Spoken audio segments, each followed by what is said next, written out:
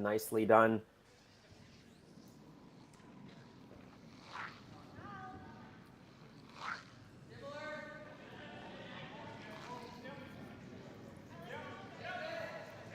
Team Tirinzoni. Silvana Tirinzoni, she's the skip that throws the third stones. We know who the fourth stone thrower is. The cool and calm Alina Pets. They've been together over the last quadrennial. New front end for them, though. Carol Howard and Briar Hurleman, second and lead, respectively. Meanwhile, we've talked a lot about this, and the media's talked a lot about this as well. Jennifer Jones teaming up with the Mackenzie Zacharias rink. They've got Carly Burgess, Emily Zacharias, and Lauren Lenentine. We'll see what lineup they're playing today. They have played all 5 players this week.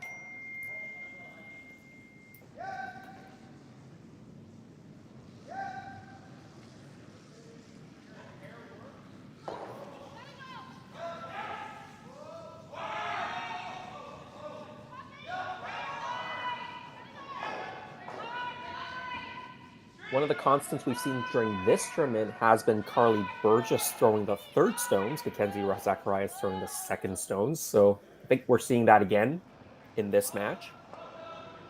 I think they used that same combination when they played last weekend in Quebec. They made the semifinals in that event.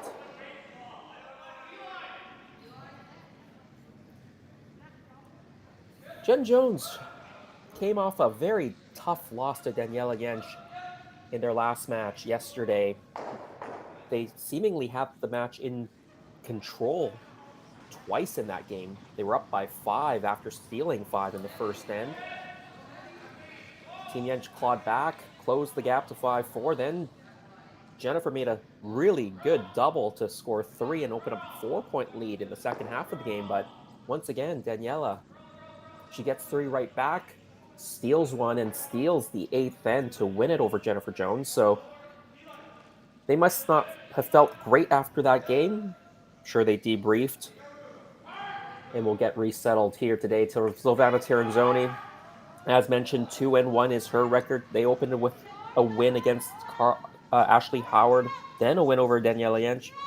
They lost to Clancy Grandy, who's leading the standings right now on the women's side of the draw at 3-0. Actually, Eunji Yim is actually now leading the standings after last night. They are 4-0, of course, so that's a lock for a playoff spot at 4-0. Nancy Martin, the local team from Saskatchewan, having a good tournament so far, 3-1.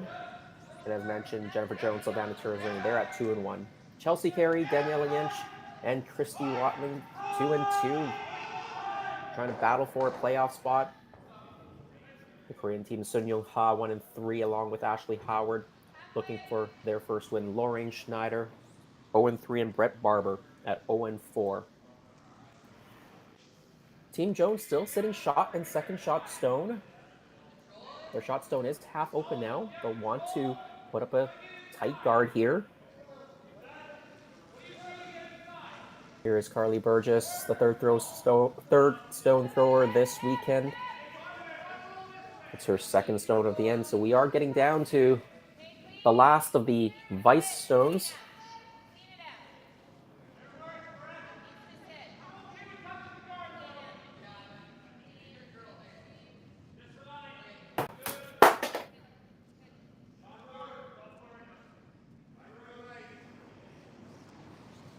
That guard just over curled a bit. With the amount of curl in the ice, you can definitely make a play on that red stone with a quiet tap weight hit.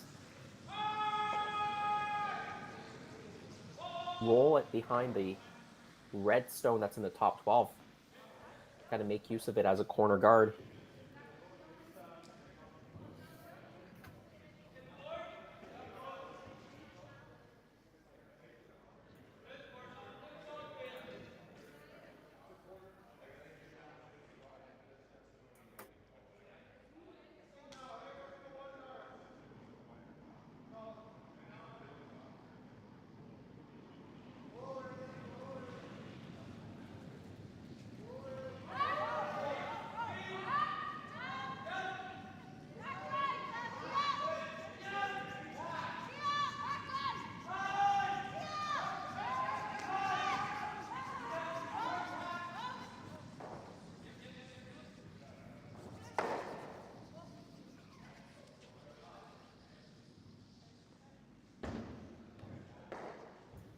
really well controlled. Does make the hit, rolls behind. More of a tap and roll. I think the Jennifer Jones team, that red stone that they moved is still shot stone, so I think that makes the decision very easy. Just try to draw in there, top four, top button, that same out turn, counterclockwise draw.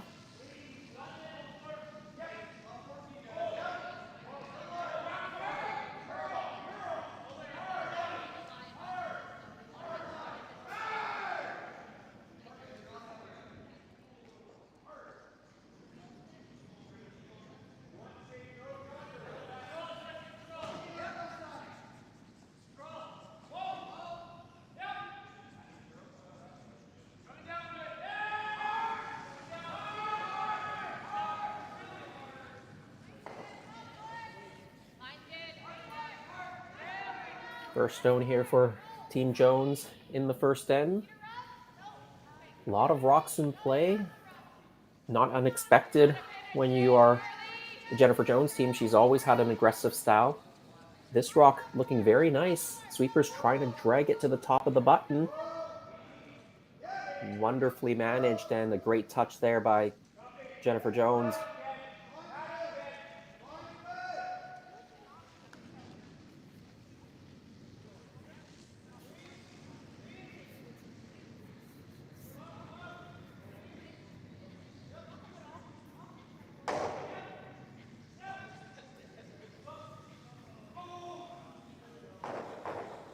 As mentioned, a new lineup for this start of the new quadrennial for this Swiss team.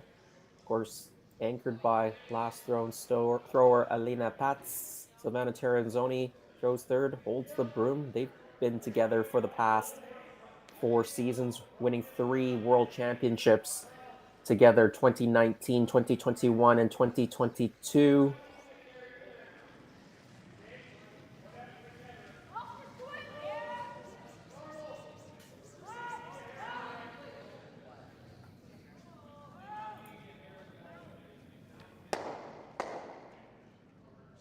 They're trying to hit the red onto blue and try to redirect onto the red shot stone. Instead, the red guard caroms into the other red stone on the left side of the rings and rolls right behind the center. So it is Team Jones now sitting 1, 2, and I believe 3 in the back of the 8. And now you've just got to guard the situation. I think it'll be very difficult for Team Tirinzoni to even score here. Those 2 redstones are pretty much frozen on the button and the top of the forefoot.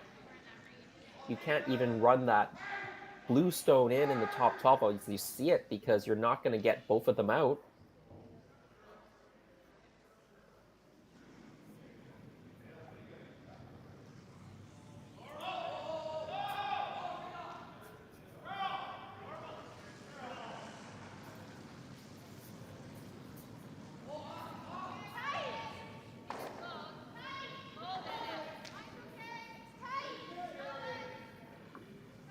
Well, just like yesterday's game against Team Yench, Team Jones off to a good start in the first end. Opportunity to steal at least 1, maybe even 2 or 3 here. Trying to close up this port. Probably still a tiny hole there, but I'm not sure that's going to be the play. I'm guessing Alina Patz might just try to draw for second shot stone here, try to catch a piece of the button and give Team Jones their single point.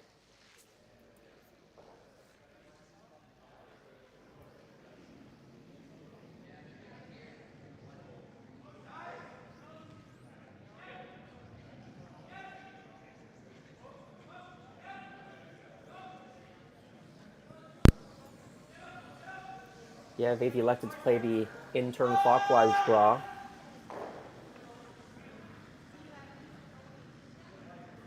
I haven't seen this side of the ice as much. Most of the play has been coming in from the opposite side.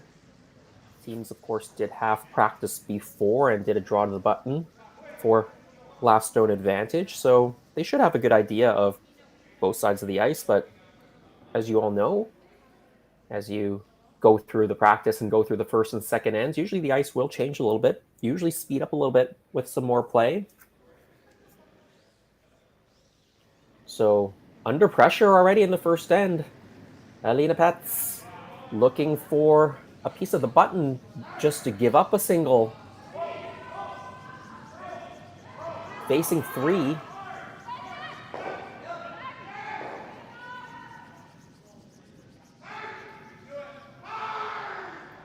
In fact, they might have decided to just hit the back stone instead and give up 2, thinking they can't get to shot stone. So it is an opening steal of 2 for Team Jones, and they're off to a great start here in Martensville. Imagine a place with endless possibilities. Imagine a place where people come together to build families, businesses, and communities. Imagine a place where small-town values and progressive qualities are in perfect harmony. Imagine a place rich with so much vitality. Imagine your future in Martensville.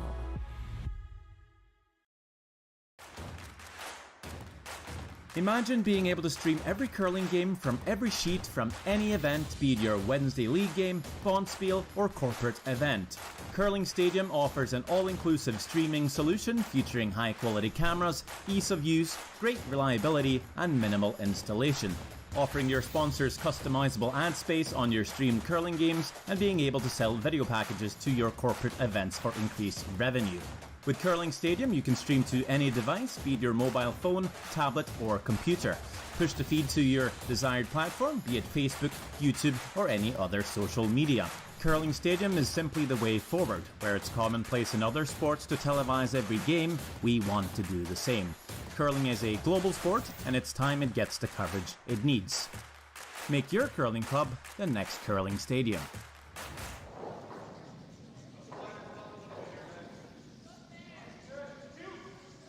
Second end just underway for this match. Team Jones with that steal of 2 in the first end. Silvana Tirinzoni retains last rock in the second end. A really well played end from Team Jones. They had Team Tirinzoni in a lot of trouble, and a very unfortunate break from the rock thrown by Alina Pats in her first.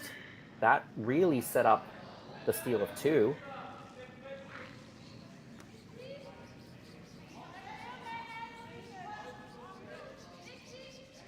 Briar Hurleman, the new lead stone thrower for this Swiss team. Of course, this is Tirinzoni rank. They were playing with Esther Nunschwander II, Melanie Barbazat. They've moved on or retired from competitive curling. Esther had been with Silvana for a very long time, since the late 2000s.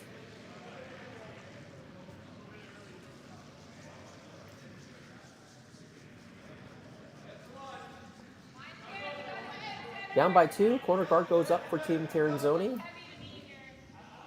Expect Team Jones to throw up a tight center guard here. It actually slips into the rings.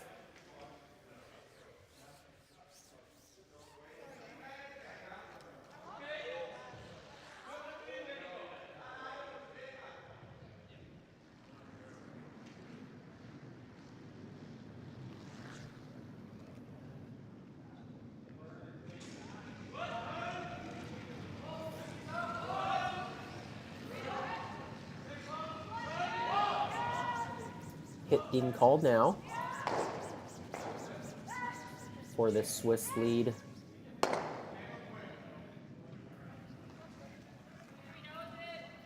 "28-year-old Briar Hurleman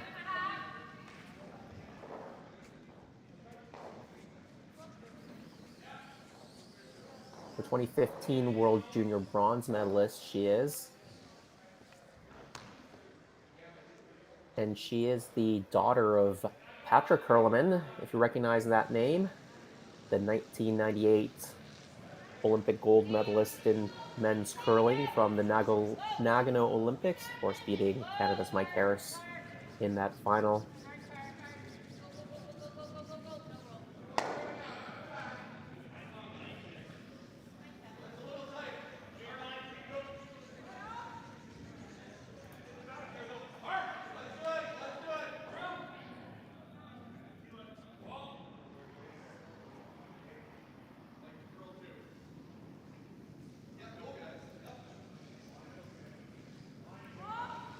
Well, the Jones team has 2 rocks in the 12-foot, fairly spread out, so that would mean that they have a chance at least to force, but there is a corner guard up there. Team Tirinzoni's going to try to go around it, try to generate their 2 that way. The 4-foot is open right now, so Silvana not too concerned about scoring here. Unlike that first end where everything was completely congested.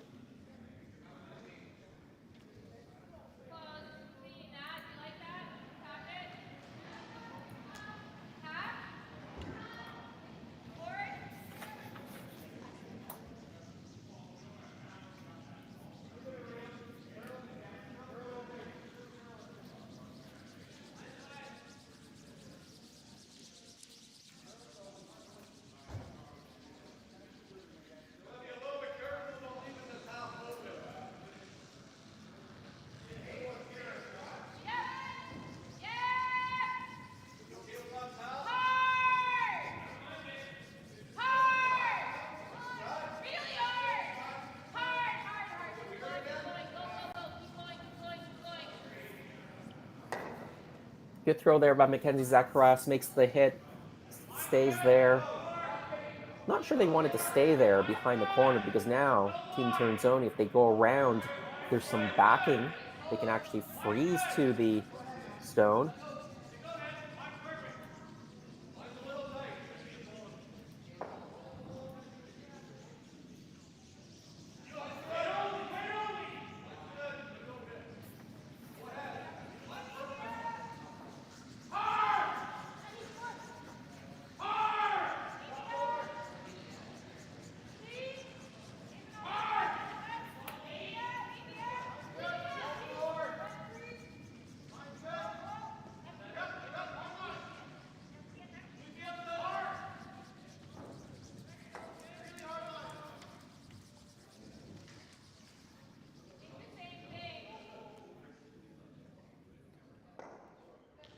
Nice throw there. That's why you didn't want to hit and stick. I think they were trying to hit and roll away towards the center. Now they're going to make a play on this blue stone. Try to actually tap it and move that red backing off. Probably can't get the blue stone out right now, but try to tap things back and sit in front of the blue. You can remove it later if needed.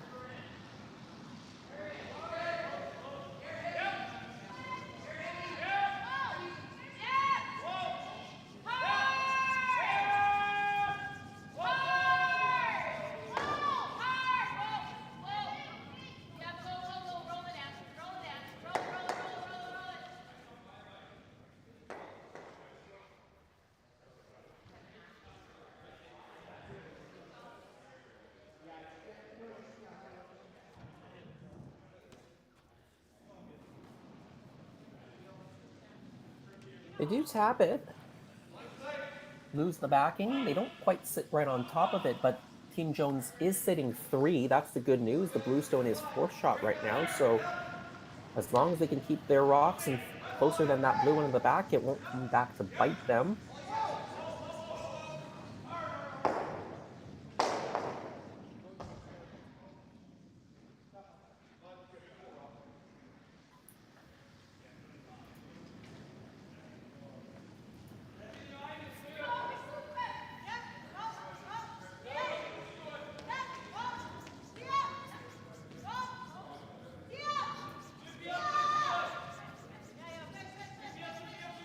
Briar Hurlman curling, trying to make the rock curl, and does a good job. The bluestone will stay in the rings, but once again, Team Jones still 1st and 2nd shot, I believe.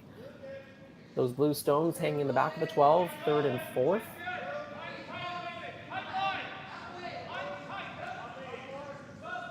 So now the question is how aggressive you want to be if you're Team Jones. The conservative play is to make a hit on the back one, the open stone, and just sit 3 again.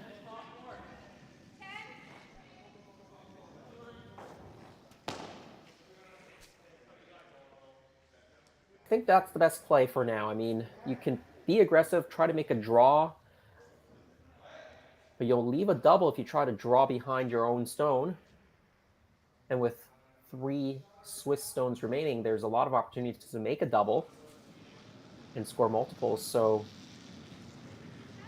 I think this is well advised.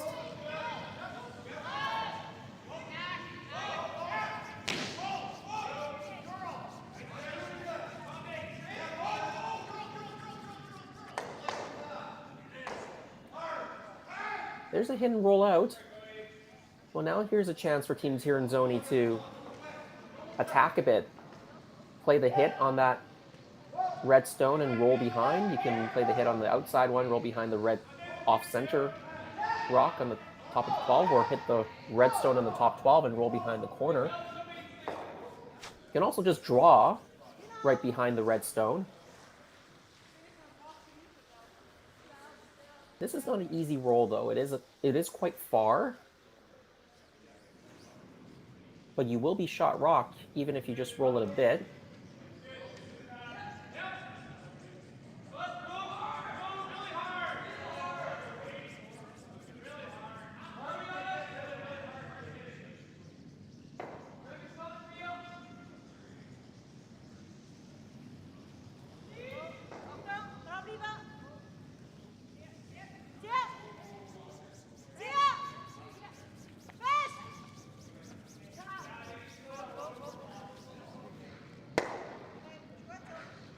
Does make the contact, rolls a little bit. It is shot stone. Team Jones, they're going to make a play on this. They're going to try to not to leave a double, but there probably will be some sort of a double left. Just depends how hard it is and whether Team Tirinzoni will want to take it on.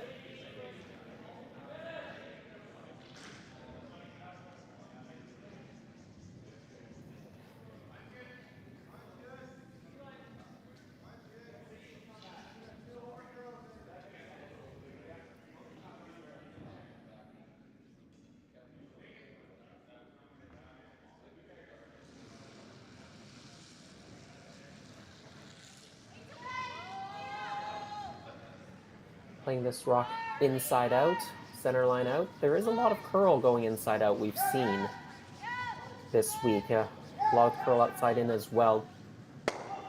Keeper's helping this over. He's going to roll towards the middle, right behind her own stone.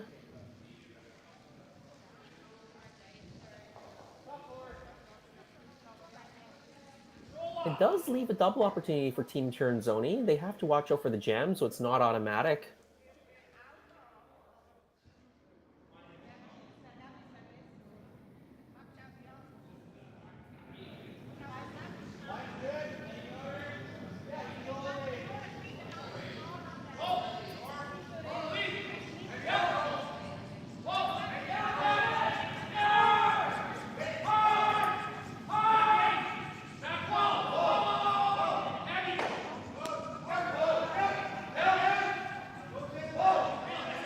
See the crowd in Martensville already building for this 9 a.m. draw.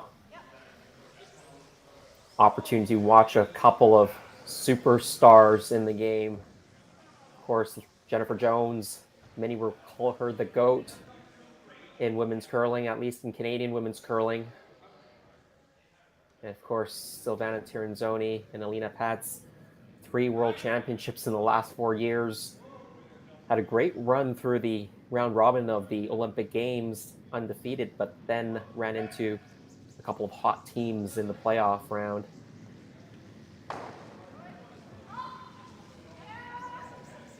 Unable to come away with that medal there, but Alina Pats trying to play the double. She's not going to make contact with the second stone, drives it right by, rolls over. Well, now Team Jones has a decision to make here. But I think with a 2-point lead, the hit and roll in a little bit is the most advised. Try to sit 2 again.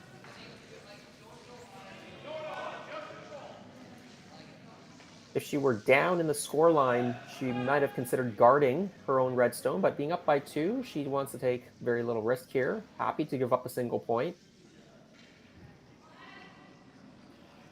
She might not even want to roll right in front of her own stone. That makes the double easier. She might actually just look for a 1-foot roll to the right, just to make sure your first and second shot, then that slash double, it's hard to hold the shooter. So Team Tirinzoni might just be resigned to take their single point at that point.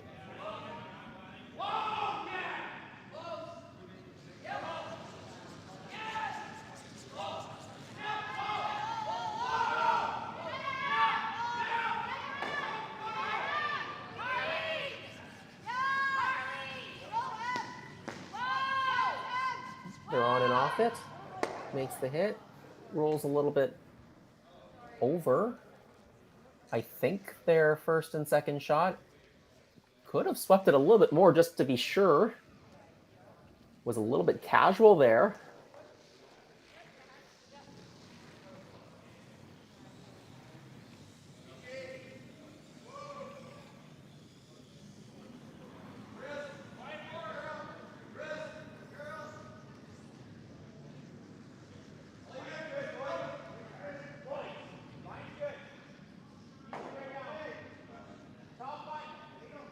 Well, opportunity for Team Tirinzoni and Alina Pets to get on the board here. Open hit for the single point here in the second end.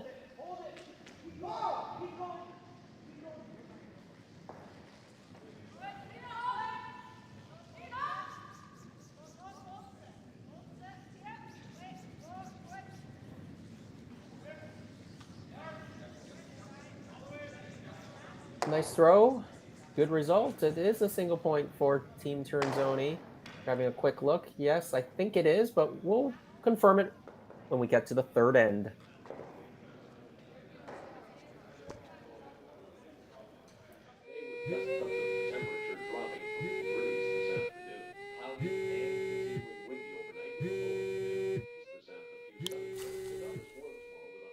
For victims of domestic abuse, fleeing may mean leaving everything behind.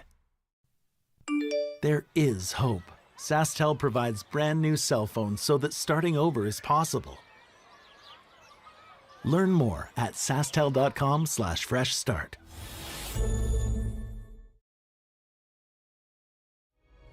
Imagine a place with endless possibilities. Imagine a place where people come together to build families, businesses, and communities. Imagine a place where small-town values and progressive qualities are in perfect harmony. Imagine a place rich with so much vitality. Imagine your future in Martensville.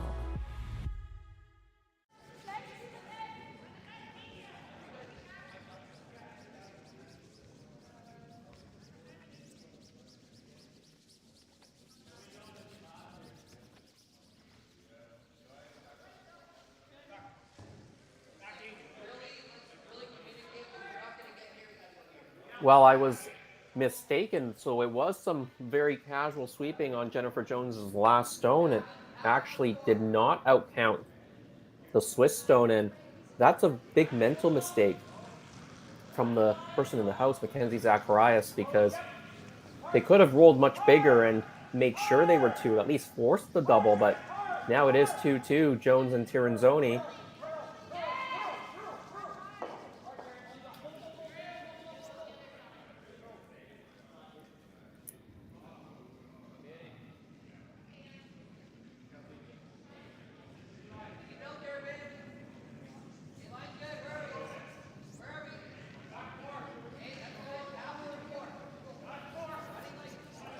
As mentioned, this is the fourth of fifth games, both teams both going in with a 2-1 record. Team Jones, they're going to end off with a tough match later tonight, the 8:30 p.m. draw, Saskatchewan time, against Clancy Grandy. Team Grandy, second in the standings right now, undefeated at 3-0.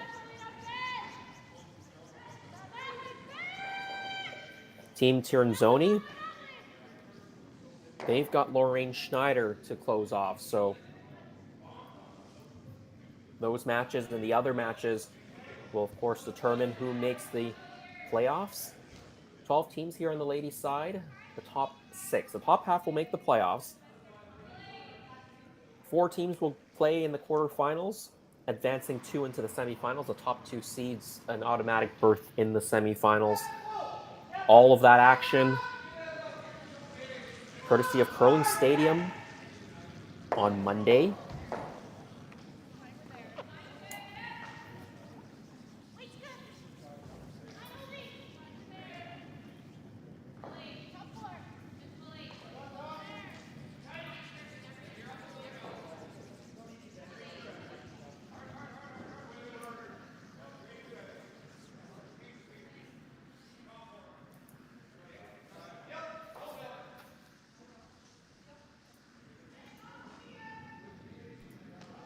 There are 10 teams on the men's side of the draw, so 5 will make the playoffs right now. Leading the way, the local team, Fulton Flash, 3-0, Mike McEwen, Riku Yanagisawa from Japan. They're 3-1 in a good shape to make the playoff round. Steve Laycock, 2-1, along with Yannick Schwaller. Those are the top 5 right now. Kel Brunner, John Epping, 1-2. Kyler Kleibrink, Dallin Myers, 1-3, and Cody Hartung trying to get on the board with their first win, 0-3. Hartung is on the ice today, this morning, with their match against 3-0 Colton Flash.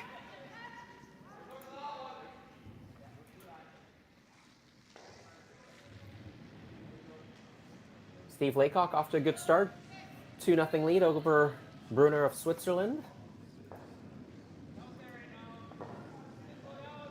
We'll keep you up to date on all the scores. And of course, with Curling Stadium, you can watch every single draw, every single match on all the sheets. You can find those links on curlingzone.com. Click that YouTube link, or just go to YouTube and search for Curling Zone. You'll find us all there. You can have us on multiple screens if you so wish. And if you're joining us on CBC Sports Online, thanks very much as well.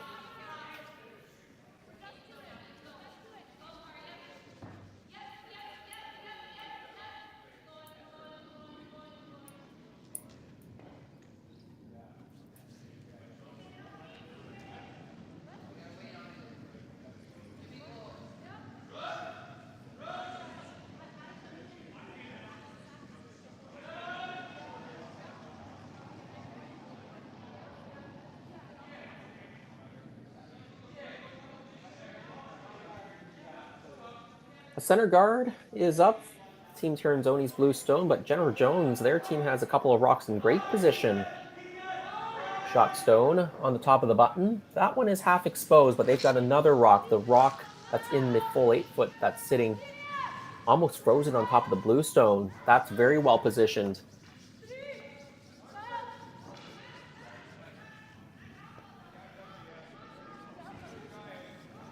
This stone is over curling. It's going to hit the guard.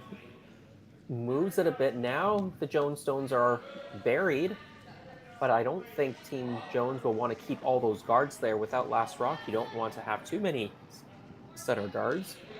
You still need to find a way to score your multiple points. You can draw in.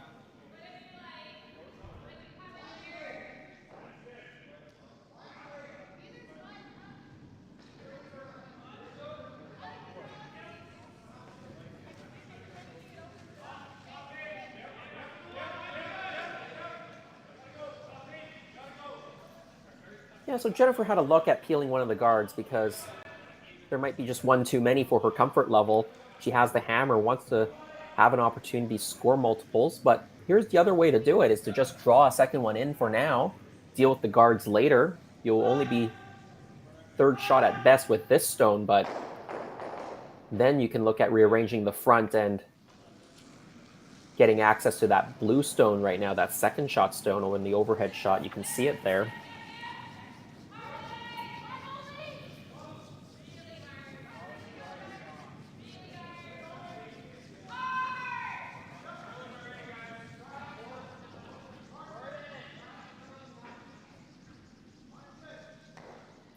This shot also over curls, so the team's getting a little bit fooled.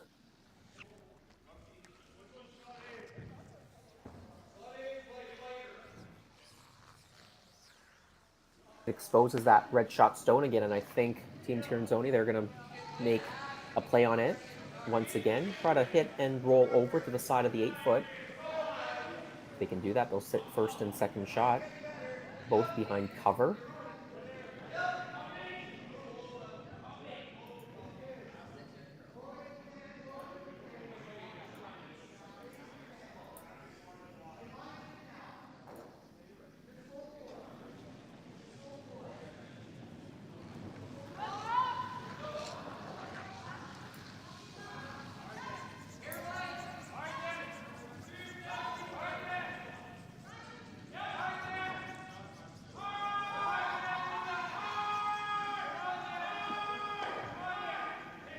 Takes the hit, flops it over a little bit, actually over curled on them.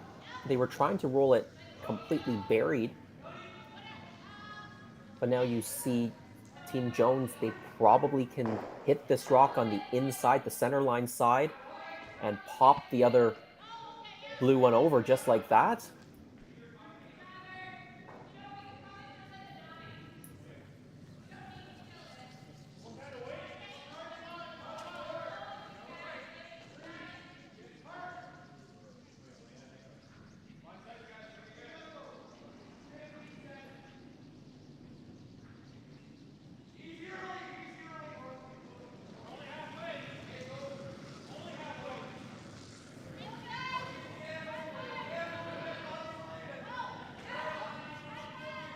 Charlie Burgess throwing the third stones this week. Looks pretty close. Moves the blue over, exposes maybe a third of it. A pretty good shot. She could have come a little bit closer to the card. She would have gotten more action off the blue, but well played.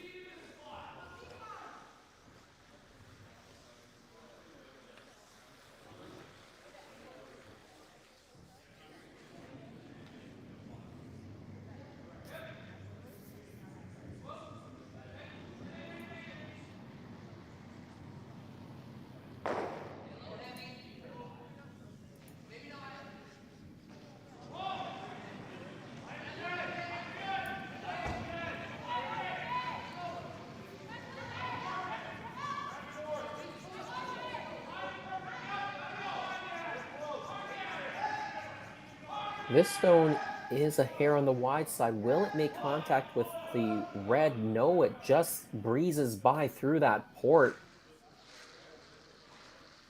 There's a bit of a mistake now. What do you do if you're Team Jones? It's not easy to remove the blue stone right now. The blue stone that is on the right side of the forefoot. It's also very close with the red stone. The question is who is shot rock. Team's having a look at it.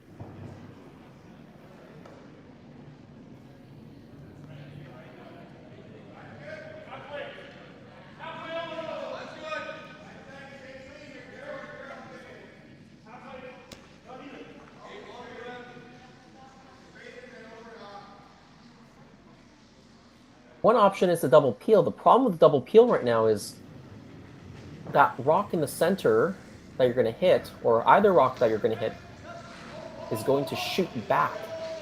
They'll redirect off of the other guard and just shoot right back just because they're side by side. So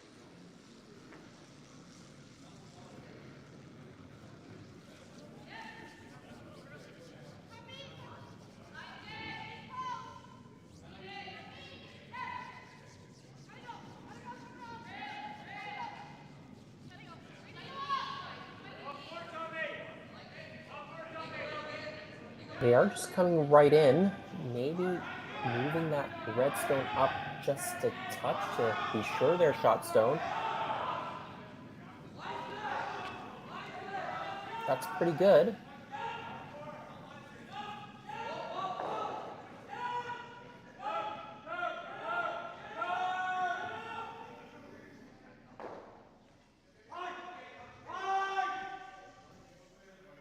think Pat's having a look. Or Elena Pat's having a look to see if this double is there. The redstone is a piece buried, but you probably can get enough of it to spill the redstone sideways, at least far enough for you to be shot stone.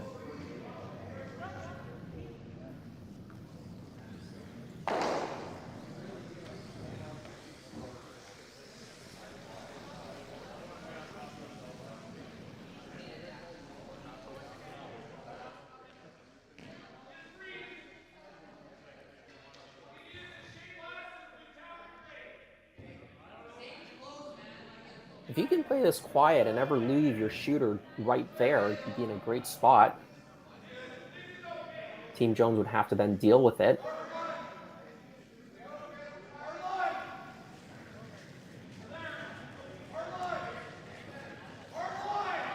They are playing a little bit of weight at this.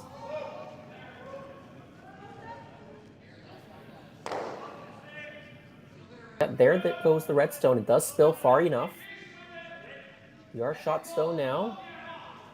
But Team Jones, they do have second and third.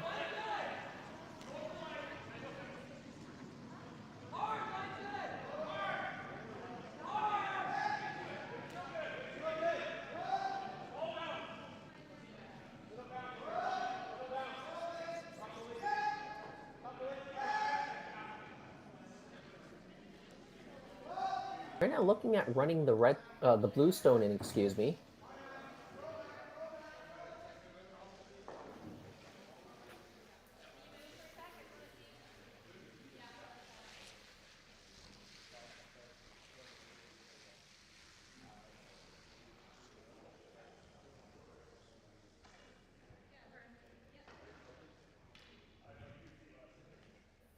The blue onto their red stone, onto the blue. They can do that. They'll sit two.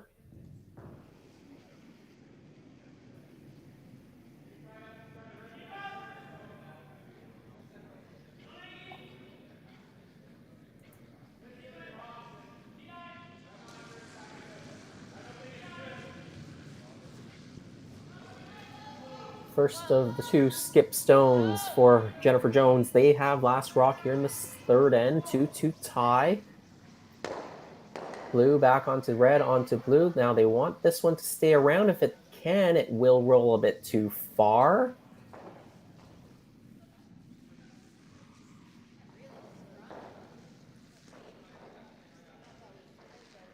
Team Jones still sits shot stone, though, behind the corner guard, so they've got one covered. Alina Pets, she'll have to make a good draw here to force Jennifer Jones. They can make a good draw behind this double blue stones on the center line. She could actually even steal here, get to the top of the button, and buried.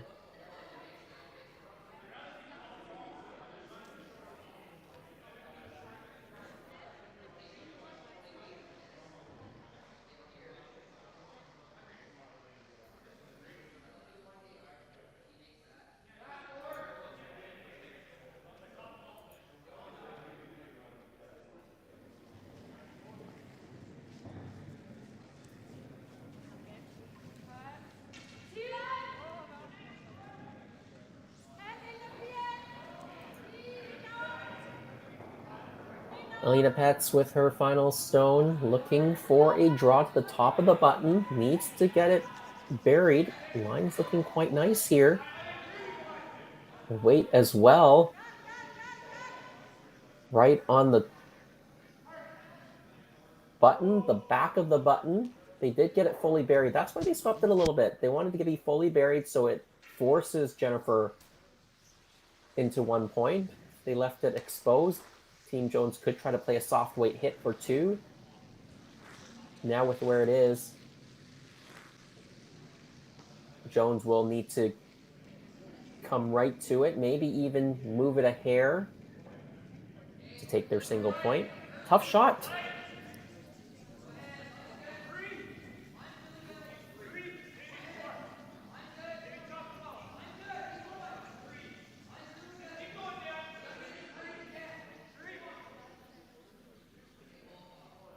She played almost this exact same shot in the first end that set up the steal of 2 for her, so she'll know this path. Final stone here in the third 2-2 tie. Someone's going to take the lead. Will it be Team Jones? Or will it be Team Tirinzoni with that shot stone right now? Line's looking pretty good here as well. And wonderfully played by Team Jones. They take 1 in the third. They lead 3-2 after 3 ends of play.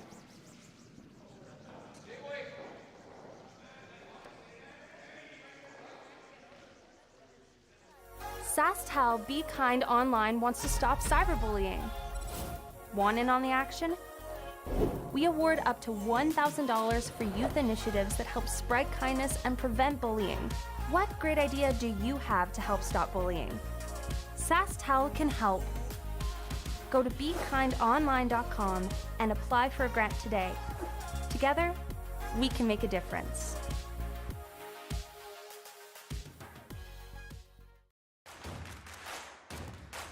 Imagine being able to stream every curling game from every sheet from any event, be it your Wednesday league game, bonspiel, or corporate event. Curling Stadium offers an all-inclusive streaming solution featuring high-quality cameras, ease of use, great reliability, and minimal installation. Offering your sponsors customizable ad space on your streamed curling games and being able to sell video packages to your corporate events for increased revenue.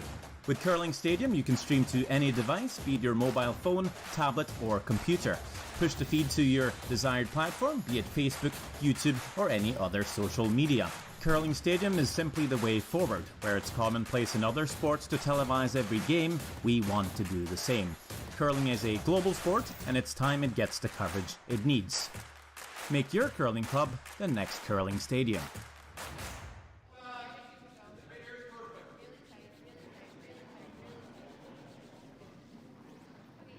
Welcome back to Curling Stadium, Martensville. Draw 11, the 9 a.m. Saskatchewan time draw. Team Jones leading Team Tirinzoni 3-2 in a battle of titans. Of course, new lineups for both teams. Quick update on the other sheet. Steve Laycock, he's off to a quick start against Team Brunner from Switzerland. 4-0 lead after 3 ends of play. Cody Hartung, Colton Flash there. Deadlocked at 1 after 2 ends of play. John Epping leading Dallin Myers 2-1.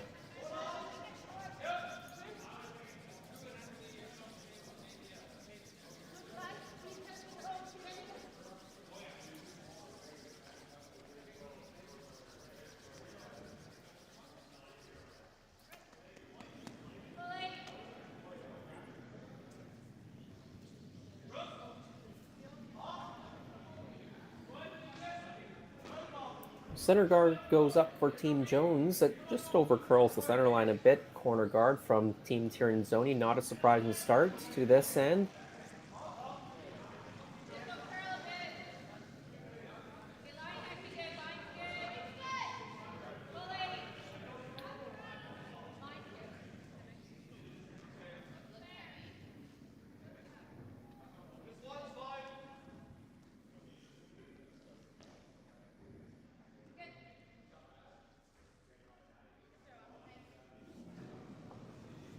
Good draw to the top of the button. Maybe wanted to stop it a foot shorter than that, but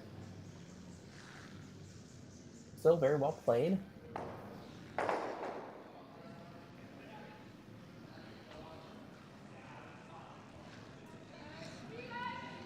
think it is Emily Zacharias in the lineup today, throwing the lead stones. From Tirinzoni asking Briar Hurleman to play a freeze on top of this red stone. You can see the really good finish in these rocks as the rock slows down and enters the rings. Just a little bit heavy on that one. Would have curled over a bit more if they had a few feet less weight. Let the sweepers take it there to the freeze.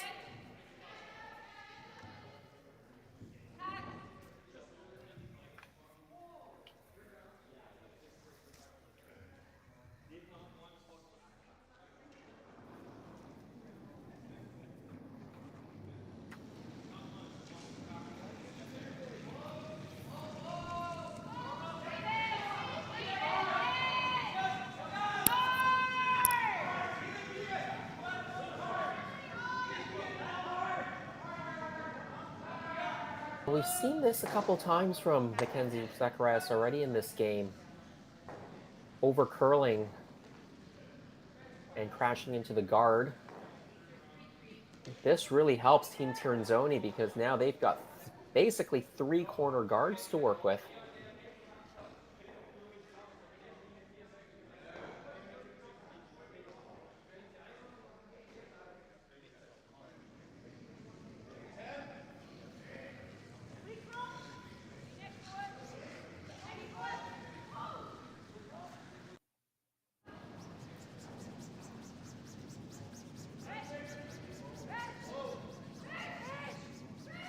Trying to make the hit and roll behind those 2 corner guards on the right-hand side of your screen. A really lovely shot. Oh, gets a little bit of backspin the other way.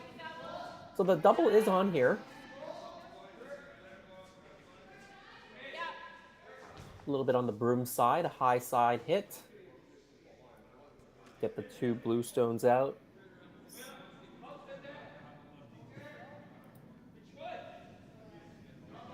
Well, her last rock over curl. This is the other turn for Mackenzie Zacharias. This will be the in turn.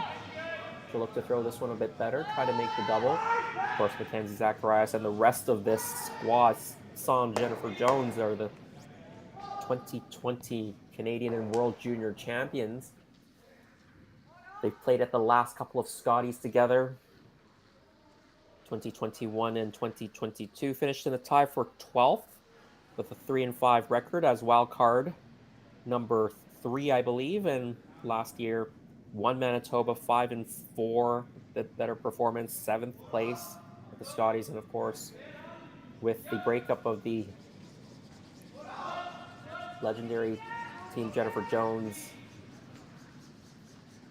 Jones now the elder statesman of women's curling, perhaps, but taking on this young team in front of her with a 5-person lineup. Seeing that more and more. You saw Jennifer Jones last cycle, near the end of the last cycle, add at least a Weagle to the lineup to have a 5-person squad. Of course, that ended in success at the Canadian Olympic Trials, beating Tracy Fleury there to earn a berth at her 2nd Winter Olympic Games.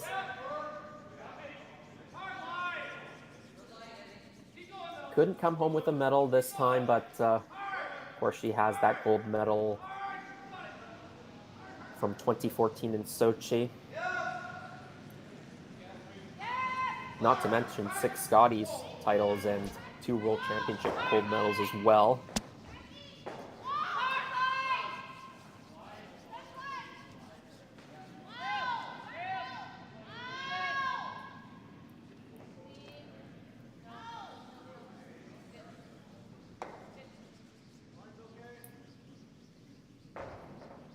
Carly Burgess trying to come down and just freeze on it, but does tap it back a little bit. That might actually give Team Tirinzoni enough room to quietly get to the nose, even a little bit inside this redstone, and push it through and sit 2. They can do that. The corner guards are set up very nicely. They're all staggered.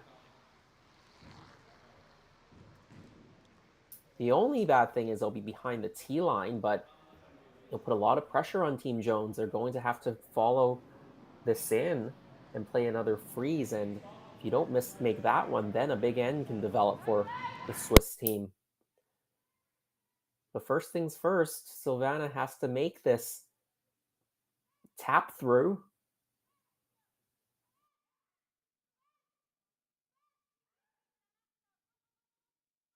They get it by the guard now, holding the line, little flop to the inside just as they drew it up. Well swept, well executed.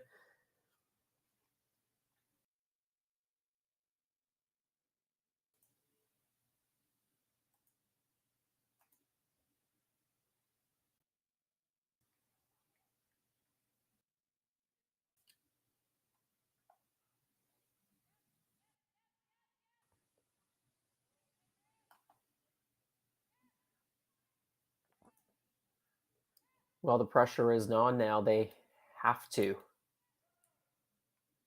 play the freeze and make it a good one. Line looks good. Now, the weight. If it's good, it will stay right there, and that is a well-played shot from Carly Burgess.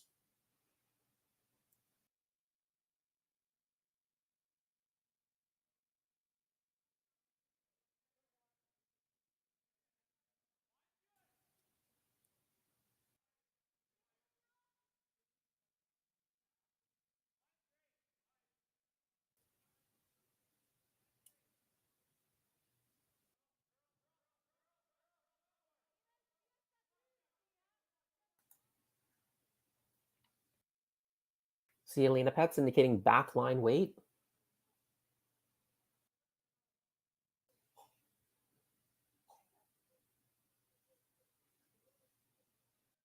Not sure if you can get enough onto the nose of this stone to push it by the blue.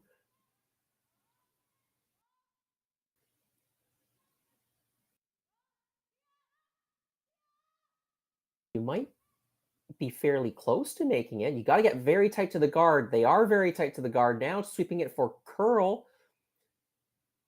Gets it onto the nose. Can they push it back far enough to sit more than one? I think it is just one for blue right now, but that is a lovely shot.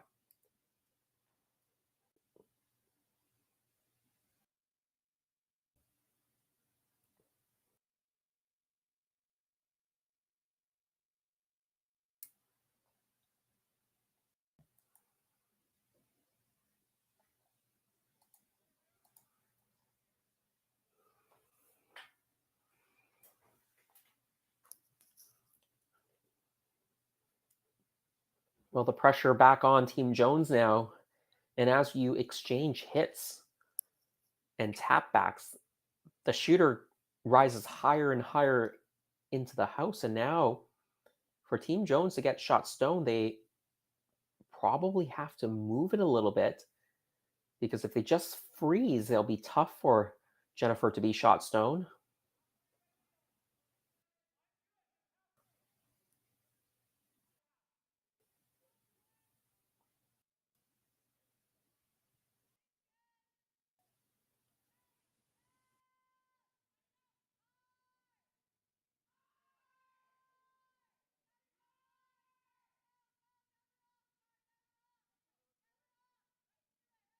They're by the guard again, very tight.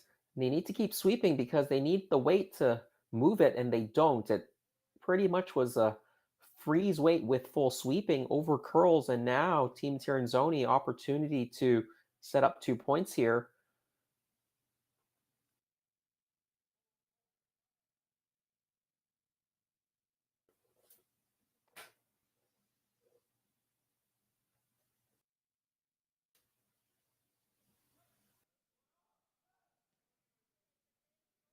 You could split the reins, maybe put this in the back of the forefoot where there's no double. That's one option. That's what Silvana Tirinzoni was indicating. You can also come down and actually just set third shot. You can corner freeze onto the Jennifer Jones stone. If you do that, you're first and third, but then you're lining up an angle such that you can play onto that stone that you've just corner frozen. You might be able to squeeze even the two red stones both out. So Jennifer Jones would have to be very careful with her last rock placement to do that. This is the simpler play. Go to the back four. The only thing with this rock is you have to make sure it is behind or deeper than your other blue stone that is behind cover. If you leave it a little bit high in the top four and the top eight, there will be a double. Jen Jones will definitely take that on, and your end will be over. You'll be forced to one. So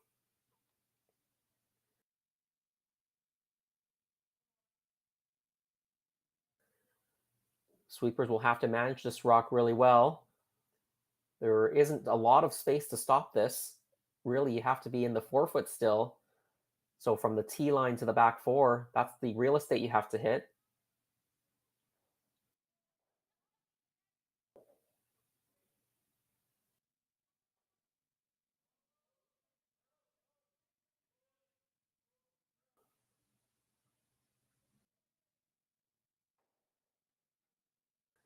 And yeah, they do a good job there. Sitting shot and second shot stone. really nothing Jennifer can do except to hit this roll into the forefoot, sit shot stone, and give Team Tirinzoni an open hit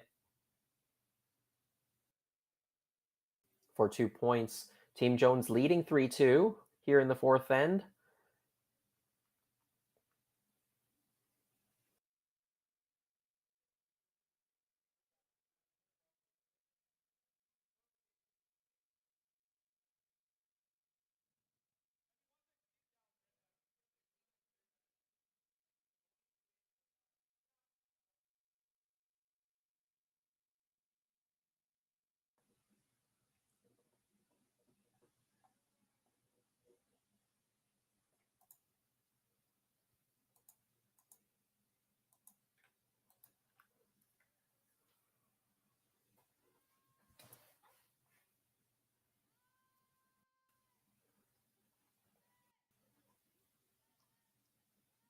Sweepers on this one to hold the line.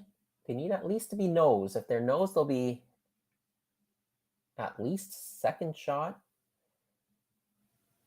Shot stone, I think. Jennifer Jones, so it is an open hit. Alina Pets will follow Jennifer Jones's line down. Hit and stick or hit and roll a little bit towards the center, and you'll have your 2 points and take the lead for the first time in this game.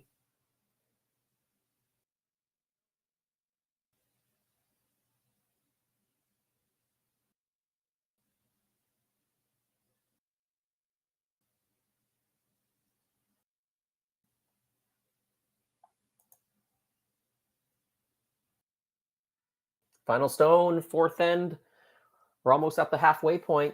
Close game so far. Alina Pets throwing the fourth stones for Team Tirinzoni, as she's done over the last number of years. Briar Hurlman just cleaning it down, makes the hit, makes the stick. It is 2 points. And they take a 4-3 lead to the break. SaskTel Be Kind Online wants to stop cyberbullying. Want in on the action? You can get a grant to help. We award up to $1,000 for youth initiatives that help spread kindness and prevent bullying. It's easy. SaskTel has already given away tens of thousands of dollars. There have been lots of great ideas, including kids giving cookies to others, a group set up to welcome newcomers to their school, random acts of kindness, and so much more. The ideas and opportunities are endless. What great idea do you have to help stop bullying? SaskTel can help. Go to BeKindOnline.com and apply for a grant today. Together, we can make a difference.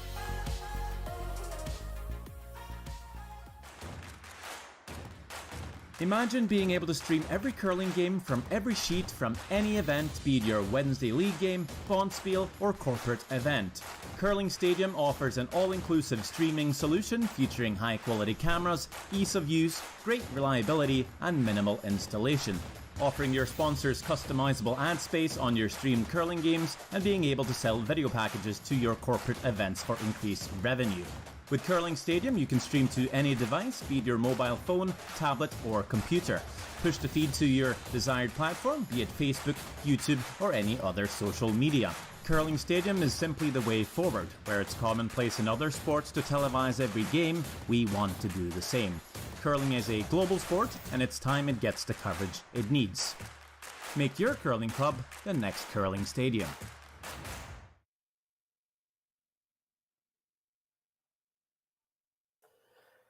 Welcome back to Curling Stadium, Martensville International. Team Tirinzoni with a 4-3 lead through 4 ends of play. Team Jones having the hammer back. If you're just joining us, my name is Jason Chang, here to bring you the action from the ice to whichever device you're watching us on. Center guard goes up from Team Tirinzoni. Team Jones down by just 1 point here. No need to play the corner guard. They're just going to go around the center.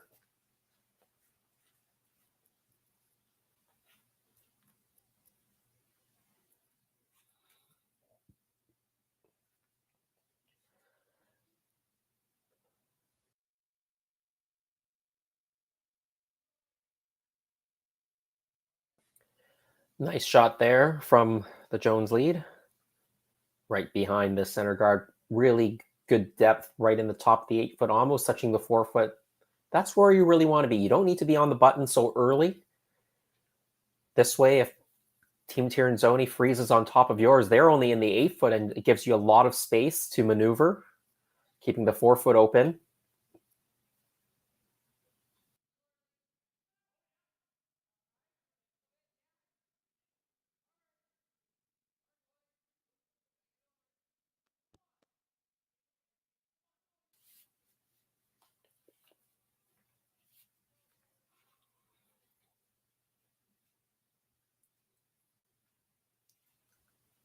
With that rock spilling open, Team Jones, they're going to try to get the easy 2 points here by hitting and rolling away. I say easy because you're going to try to separate these rocks and not leave a double and not use any of the guards, but it's much harder to execute in real life.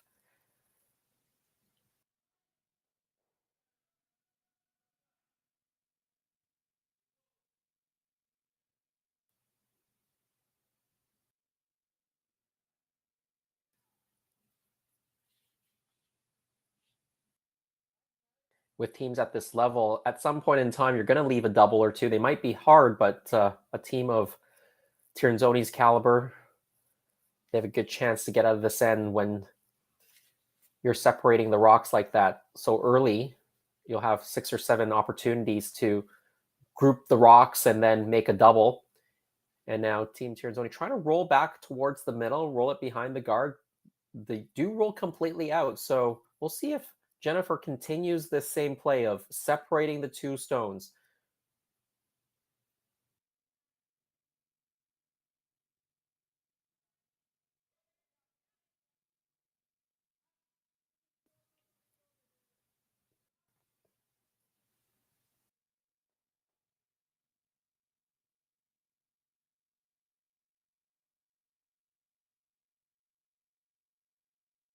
She's asked Mackenzie Zacharias to draw to the wings once again. Can probably be a little bit deeper than the last one. Maybe even onto the T line.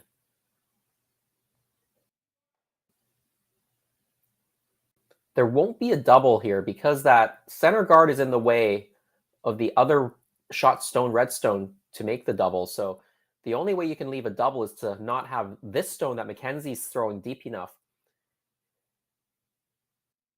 If you go behind the T line, even if Sylvana plays a role, be behind the T line as well, and that might help you.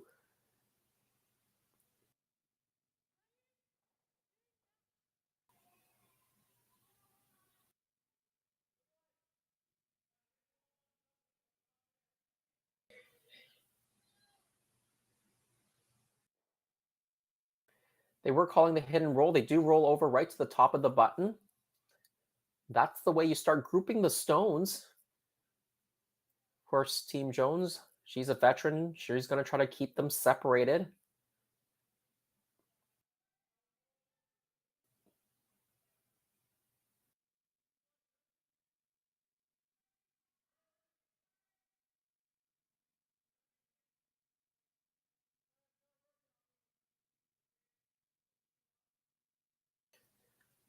I think she's asked Mackenzie to play a board weight hit and roll away. Maybe hit half of that redstone, roll towards the 12-foot if you can. That will again keep the separation on the stones and make the double very difficult.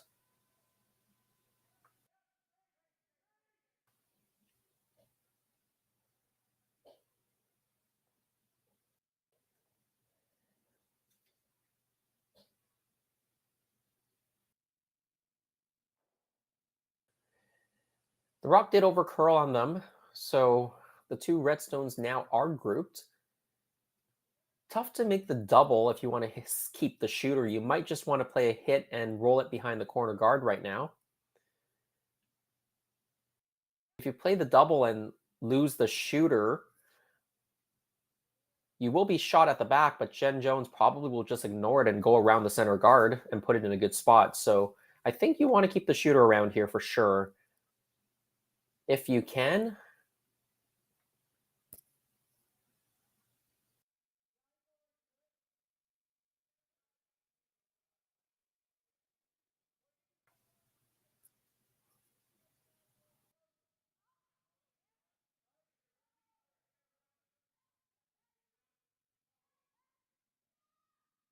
Alina Pats with her first. She is trying the double, trying to hold the shooter, but it does overcurl on her a bit.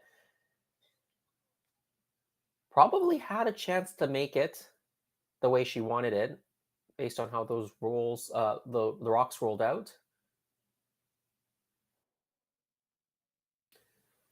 That is the man in pink is Pierre Charette, the coach for Team Tirinzoni. He's been working with Team Tirinzoni for the last couple of years. You might know him as one of the conveners of the Grand Slam series, but his curling resume is pretty good as well.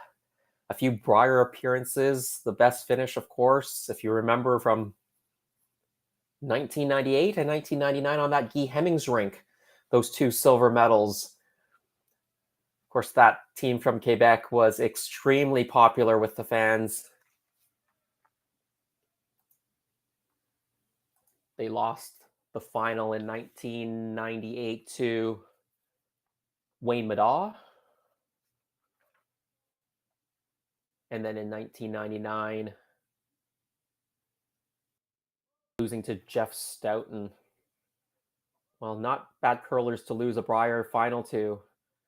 They had 2 really great years. Guy Hemmings, Pierre Charette, Guy Thibodeau, and Dale Ness.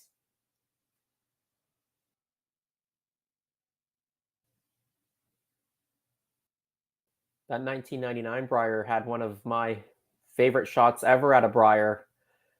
If you all remember in the semifinals, Team Hemmings, I think they went to an extra end against Saskatchewan's Gerald Shimko. I'm sure fans from Saskatchewan remember him. And Gerald Shimko had Team Hemmings in some trouble in the final end, and Guy had to hit the pin on a final rock draw, and the excitement of the crowd and of Guy and Pierre and Guy Thibodeau Dale Ness after that shot was made was incredible.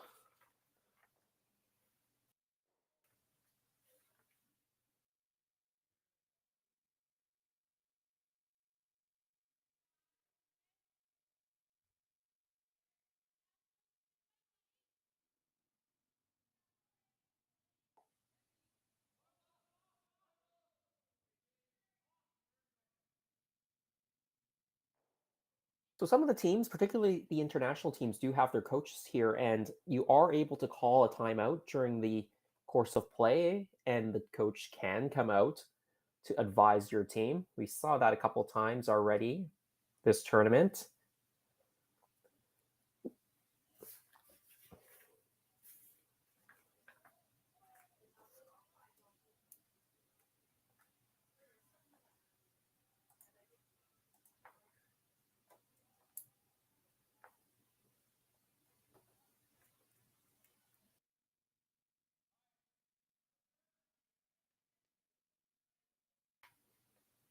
Back to our game here. Team Jones trying to make a draw. Carly Burgess comes up short. This was a great opportunity to set up 2 points here already with one sitting in the back of the rings, out counting that blue stone. You draw around the center guard and you're in really good shape for 2. Now you left the guard staggered, and if Team Tirinzoni gets it around, you'll have a hard time removing it. You'll probably get forced into a shot for 1, and it might not even be that easy. Might have to make that Guy Hemmings-esque shot to the pin.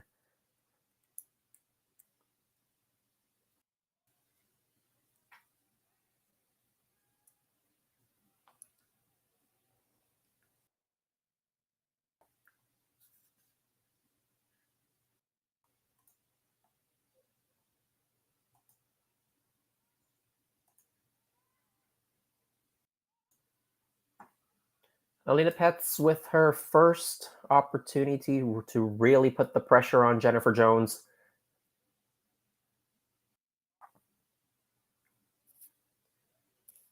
Team Jones looked very sharp in their first two games, wins over Lorraine Schneider and Ashley Howard to get to 2-0. Then a very topsy-turvy game against Daniela Jens. Yes, they scored 8 points, 5 in one end, 3 in another. That's when they were playing really well, and then they had some ends where they were missing some shots on the weight and the line. That's what allowed Team Jens to claw their way back and actually win this game 9-8 in 8 ends. This game going a little bit similarly as well. The couple ends where Team Jones scored, they played fairly well. Then a couple of mistakes in the other two ends led to twos for Team Tirinzoni. So both teams taking advantage of misses.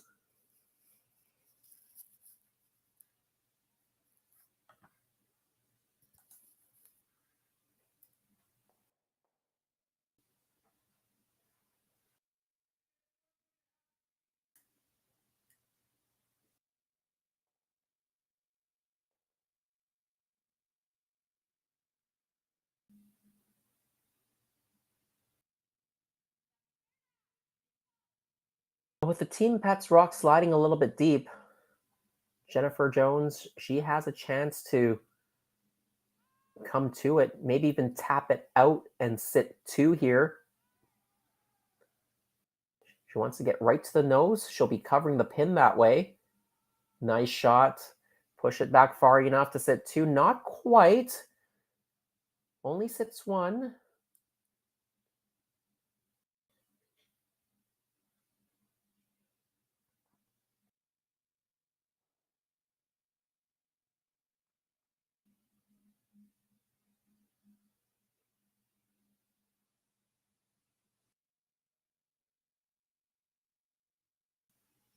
Lena Pets now, she'll try to come down, freeze on top.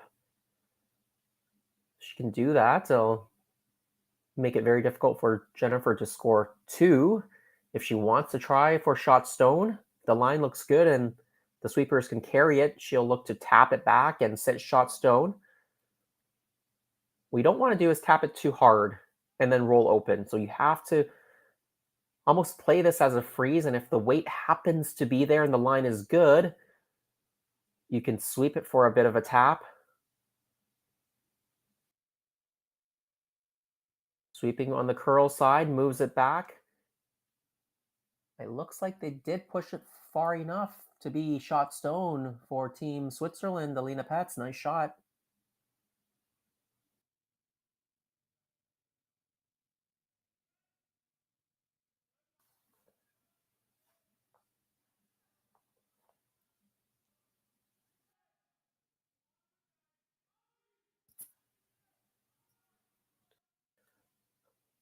Jennifer now with her last stone. She's going to try to follow the same path in. Try to play that same tap. There is room. Alina was by that guard by quite a bit, so you can get to the nose here and tap it out for two perhaps. Just have to have the right weight, get tight to the guard.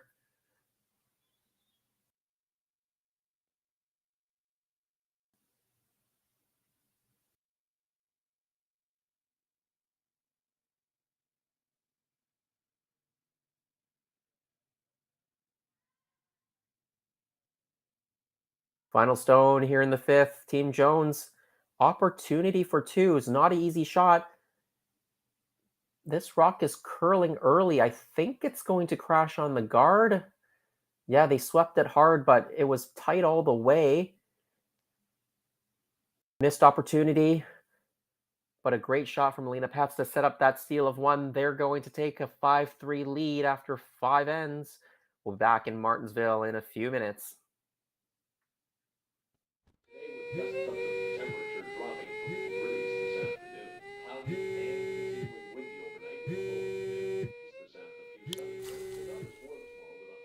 For victims of domestic abuse, fleeing may mean leaving everything behind. There is hope. SaskTel provides brand new cell phones so that starting over is possible. Learn more at sasktel.com/fresh start. Imagine a place with endless possibilities. Imagine a place where people come together to build families, businesses, and communities. Imagine a place where small-town values and progressive qualities are in perfect harmony. Imagine a place rich with so much vitality. Imagine your future in Martensville.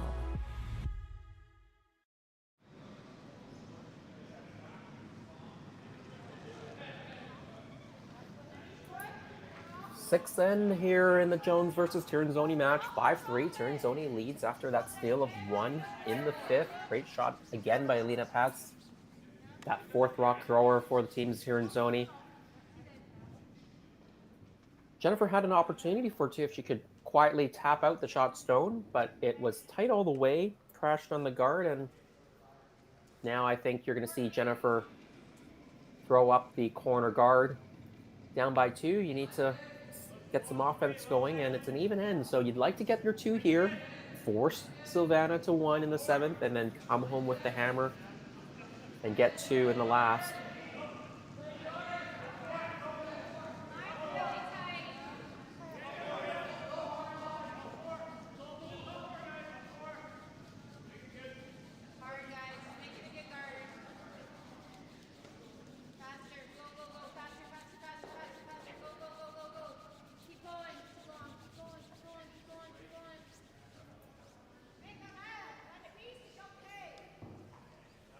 Corner guard goes up, Team Tirinzoni. They're going to put another one. I think they called this for the rings. Maybe top of the 12, top 8.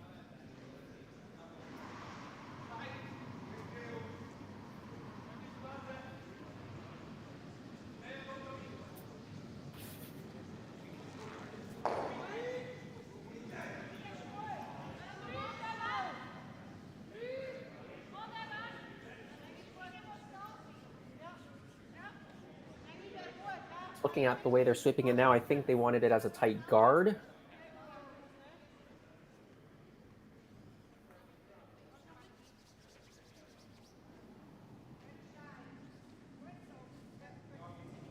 Just slips into the rings. It really depends on what you think Jennifer Jones is going to do. If you think she's going to just put up another corner guard or go around the corner, you can just come in because she won't hit this anyways. If you think Jennifer might play a hit if you come into the rings, then you'd want to play a guard. So sometimes it's a bit of a mental game what you think the other team might do. But Jennifer, she's going to ignore those 2 blue stones. She's going to play another shot towards this right-hand side of the sheet. Try to get it behind cover. Needs it to stop. And it will. Just. It is buried though, so that's the good news. The bad news is it's only 3rd shot right now.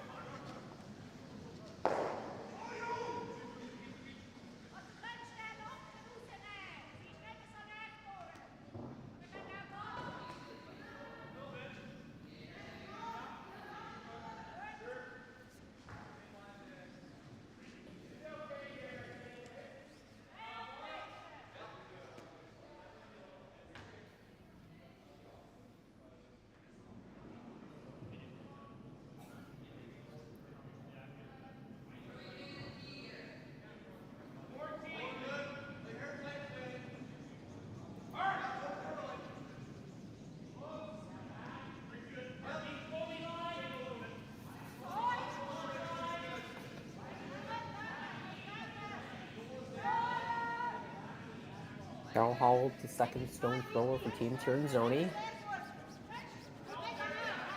They're ignoring the Jones rock that's fighting the back of the 12. They can hit it.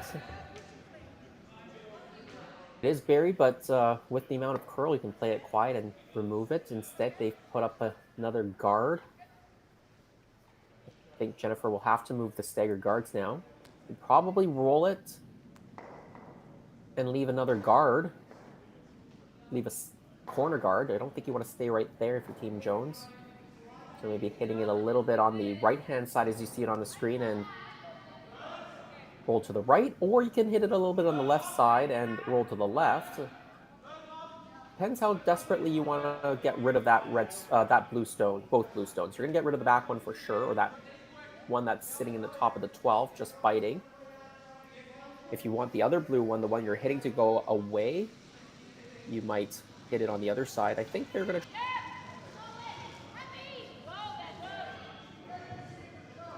hit it a little bit on Jennifer's broom side and roll to the left as you see on the screen right now.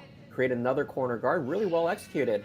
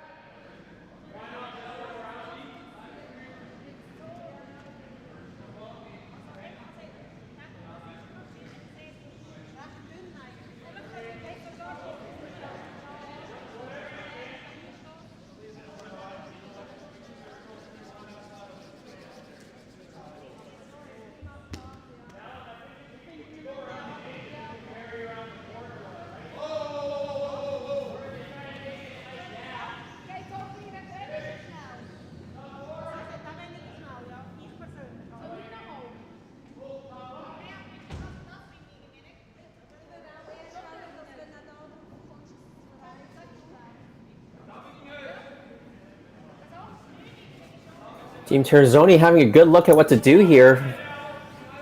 That corner guard is very dangerous, the one that just rolled over to the tight part of the rings. I think they're going to make a play on it. Maybe roll back to the right, maybe run into their own blue stone and push that over a little bit more to guard their own stone again. Be a very precise shot, but if you can make it, that'd be an excellent result.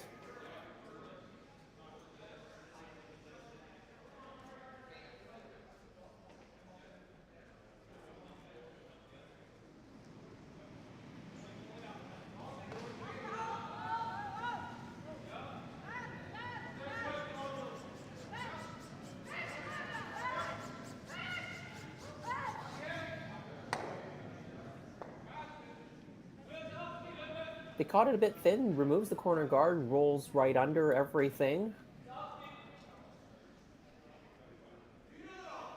They're having a close look at who's second shot. It does matter because I think if you are second shot, you can just play the draw. You can also play the hit on shot stone and take a bit of a roll.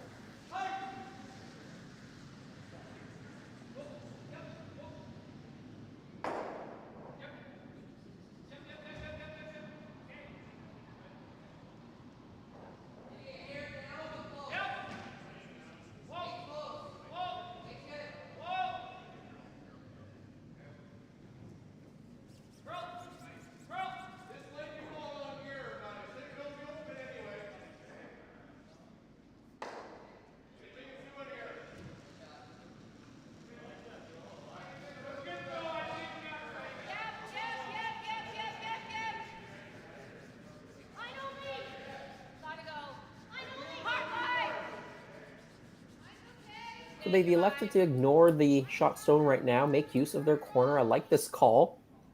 It could put 3 points into play because I believe you are already second shot. Now they're going to be second and third with those two reds, and both are under cover.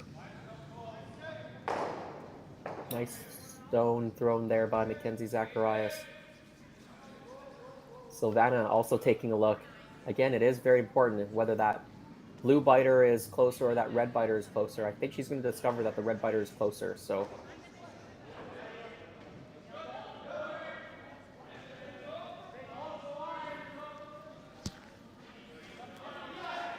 Looks like she's coming down with the freeze here.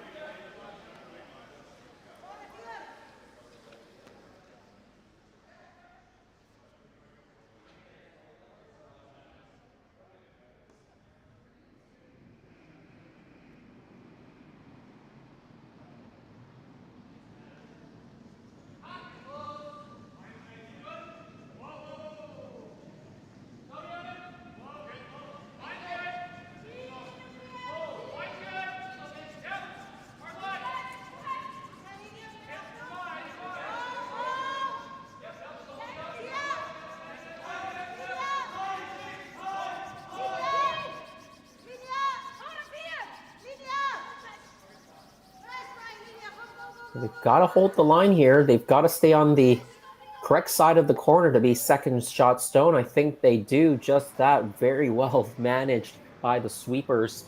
Really nice line call by Alina in the house. And of course, a nice throw from Silvana herself. With the amount of curl, again, they think they can get to the nose slightly inside and push this blue stone out.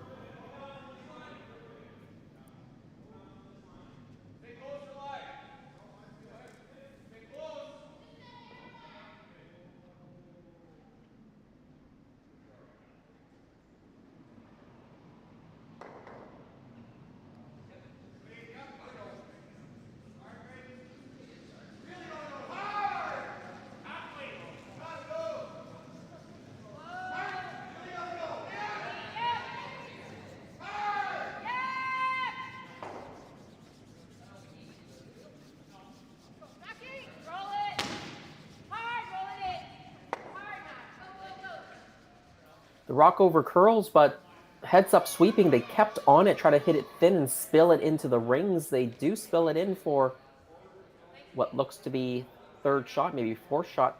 Team Tirinzoni sitting first and second. Now one is kind of covered. That's the one in the 4-foot, covered by a rock that's fully in the 12-foot, the Jennifer Jones redstone. And the other stone, second shot rock, is the rock that was previously thrown by Silvana Tirinzoni, corner frozen on the Jones stone. So putting a little bit of pressure now on Team Jennifer Jones with where these rocks are. They still have to be careful. There's 3 redstones in the rings that they don't have. They have to make sure those don't come back to bite them because they're probably not moving them out.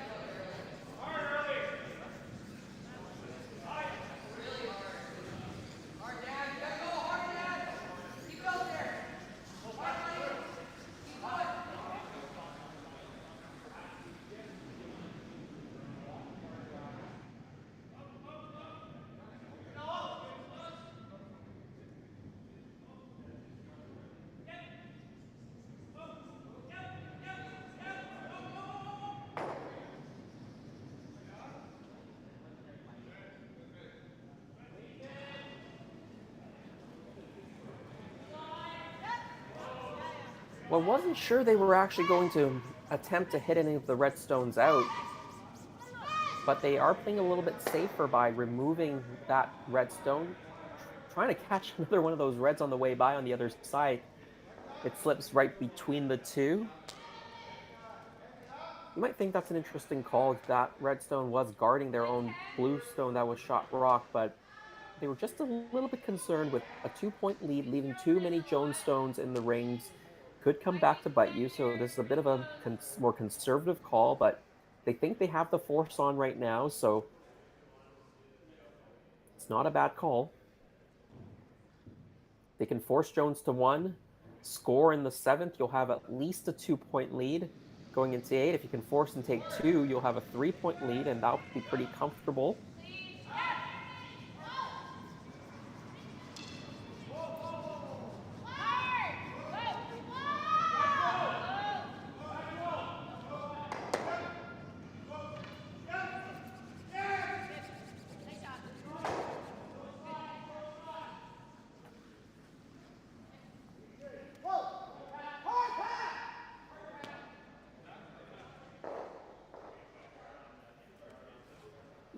Really good hit and roll there by Carly Burgess. I think she stuck just in time to be shot stone, and it's tough to remove that redstone now. Where that roll to.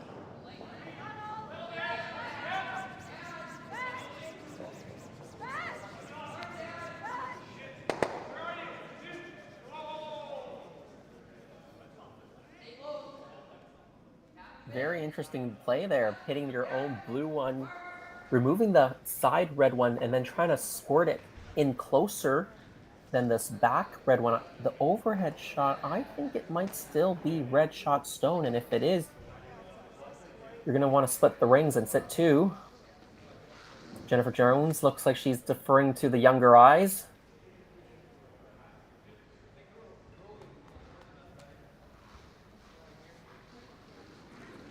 It is close. Sometimes these overheads can be a little deceptive.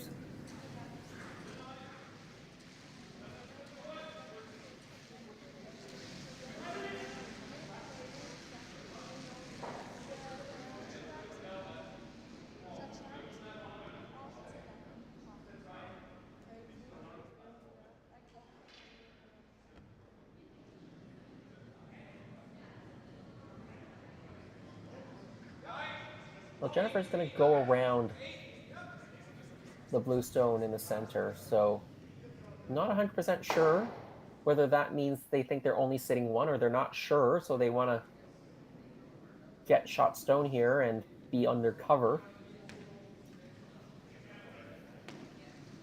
Like I said, if you thought you were sitting two, you might just split the rings. Have Tirinzoni hit the open one, and then you exchange hits for your 2 points. This might be the shot you play if you think you're not sitting one, the opponent's is sitting one, or you're not quite sure who shot stone. Then you want to go behind cover. This one's going to come up short.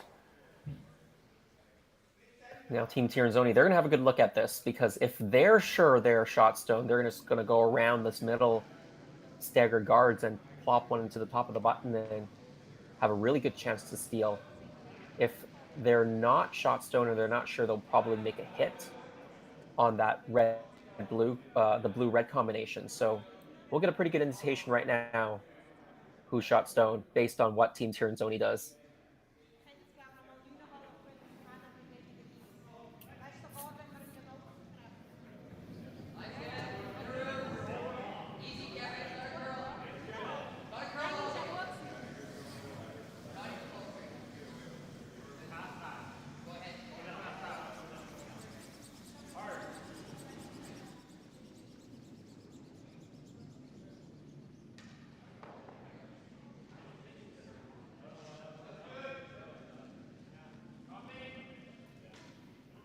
Yes, looks like Team Tirinzoni is going to play this blue-red combination, so that likely means Team Jones is either sitting one or it's too close to determine, so you're not going to take any chances here. You hit this right, you can even roll this towards the button area and still be in a really good spot to steal. This is the final stone for Team Tirinzoni in this end.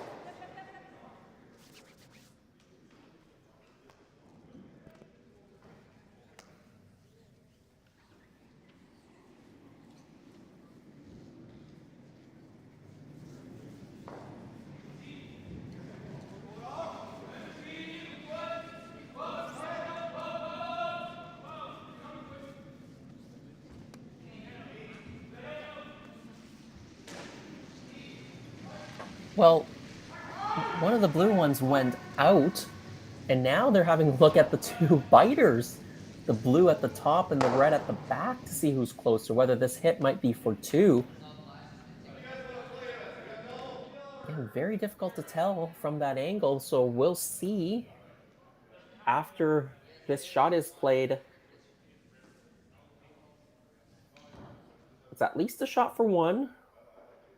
Hard to tell if it's a shot for two or not. We'll let the teams let us know when the dust settles.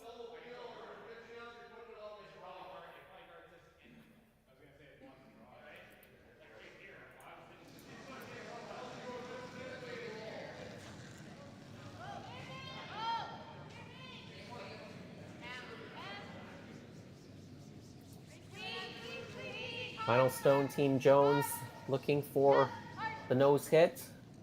They drive it by. They've got at least one. Now, are they going to have a look? Yeah, they're going to have a closer look. Maybe they'll call for the measure.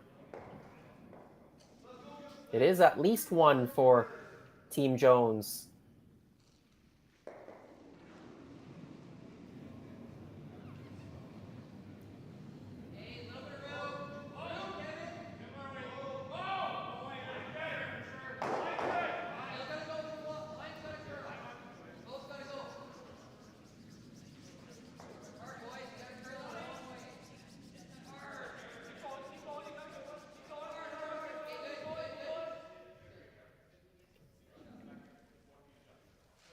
Here comes Mackenzie Zacharias. They'll have to measure their own stones.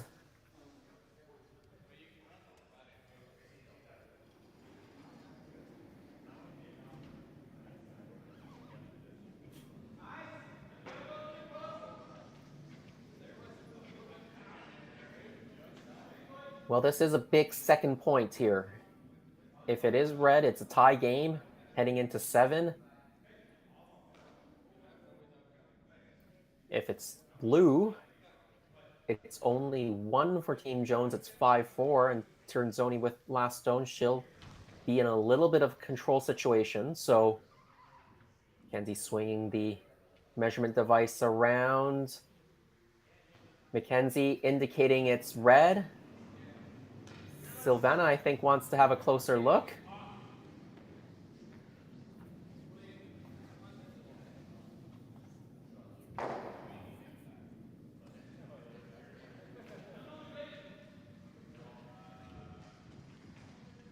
So she just retightened the gauge, swinging it back around, and I think it is 2 red. So I think you've got a tie game after 6 innings of play.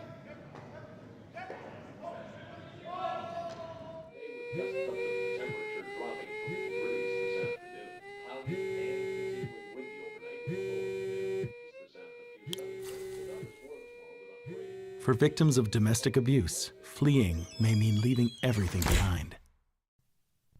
There is hope. SaskTel provides brand new cell phones so that starting over is possible. Learn more at sasktel.com/fresh start. Imagine being able to stream every curling game from every sheet from any event, be it your Wednesday league game, bonspiel, or corporate event. Curling Stadium offers an all-inclusive streaming solution featuring high-quality cameras, ease of use, great reliability, and minimal installation. Offering your sponsors customizable ad space on your streamed curling games and being able to sell video packages to your corporate events for increased revenue. With Curling Stadium, you can stream to any device, be it your mobile phone, tablet, or computer. Push the feed to your desired platform, be it Facebook, YouTube, or any other social media. Curling Stadium is simply the way forward. Where it's commonplace in other sports to televise every game, we want to do the same. Curling is a global sport, and it's time it gets the coverage it needs. Make your curling club the next Curling Stadium.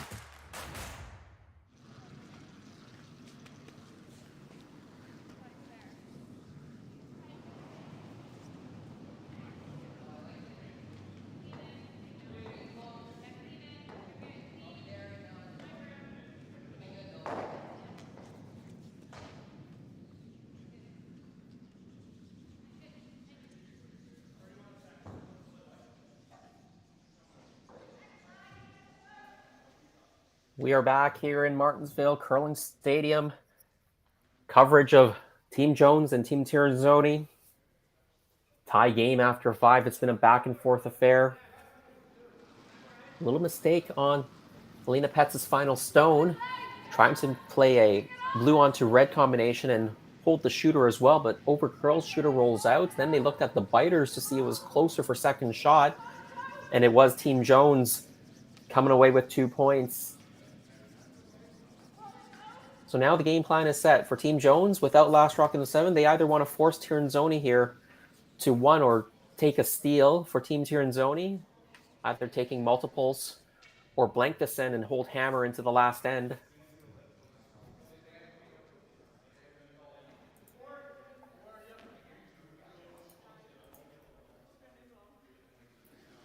Quick scan over the other sheets. Steve Laycock was leading 5-1 over Michael Brunner of Switzerland, they've come back with 3 points in the sixth end. So Laycock with hammer in 7, up 5-4.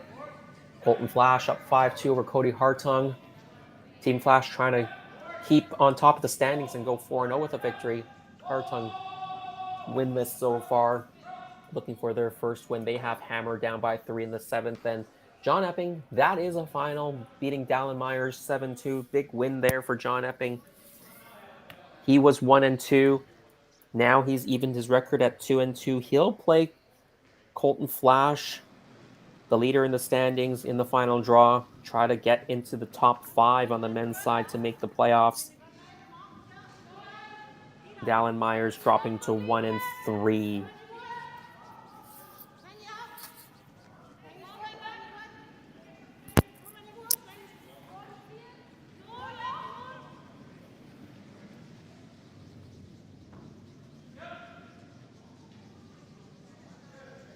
Team Jones trying to force Silvana Tirinzoni, making sure there's no blank opportunity. That's why the 2 center guards went up this time, rather than just one and then come around.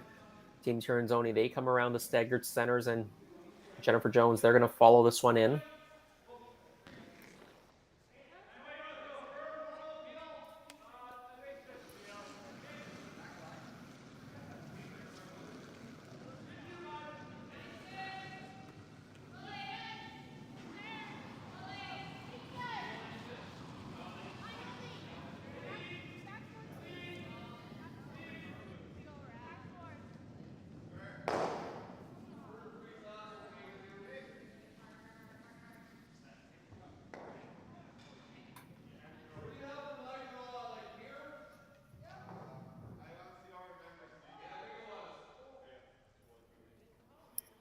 They tap the Tirinzoni rock back a little bit, but they roll exposed. Team Tirinzoni has an opportunity to hit and roll this one back towards the middle behind the center guards.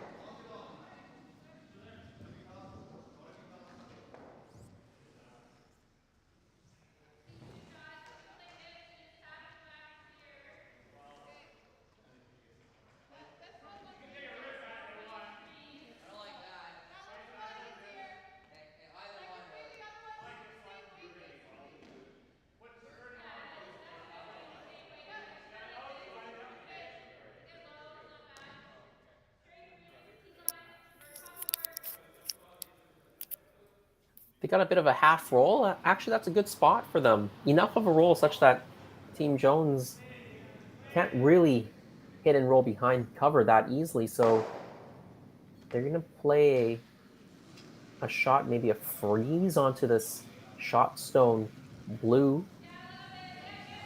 That's in the top of the forefoot.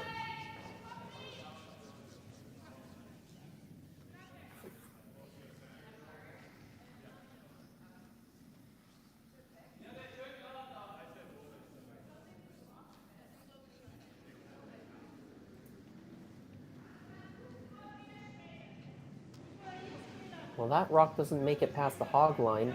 I'm not sure what happened.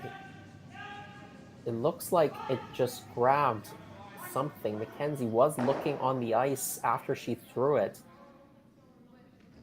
And the sweepers didn't jump it right out of her hand. They waited at least a couple of seconds before they started sweeping. So I think that must have picked. Unfortunate for Team Jones here, because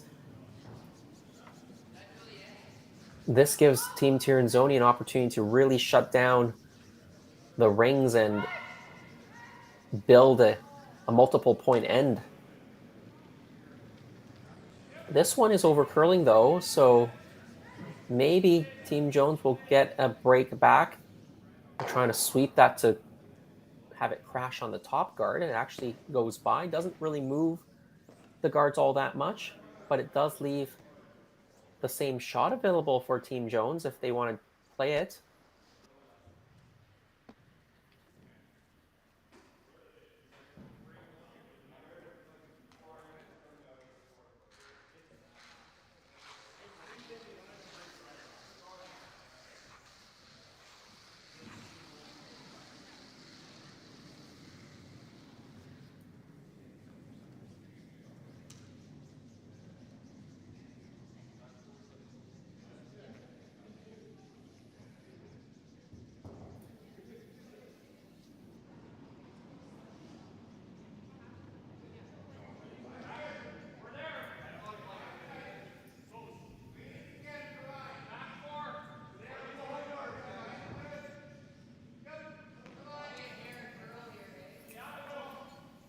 So I think the same shot was called. Not a lot has changed. Actually, one extra guard is up. So,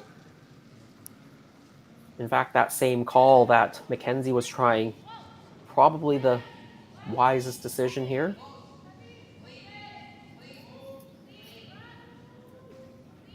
They are cleaning this path this time in front of the rock, making sure it doesn't pick. It's always a good thing to do on every shot. Now that curls in, it actually over curls and goes too deep. I think that is a little bit of miscommunication there. If you knew it was over curling or if you knew it was a little deep, you got to make sure you crash onto that blue stone so that you sit in front of the tee line.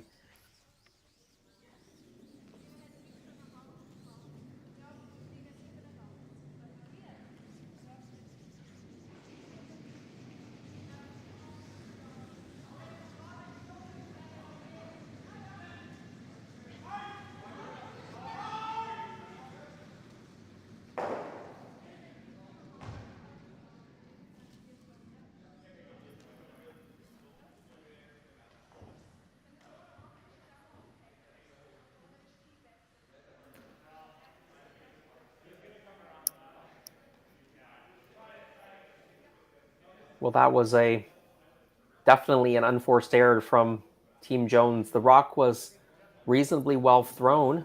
The weight was pretty close. The line was pretty close. As long as you communicated the weight in the line between the sweepers and the individual in the house, the skip, you should have gotten a good result out of it. Instead, they've gotten a terrible result going through and by everything.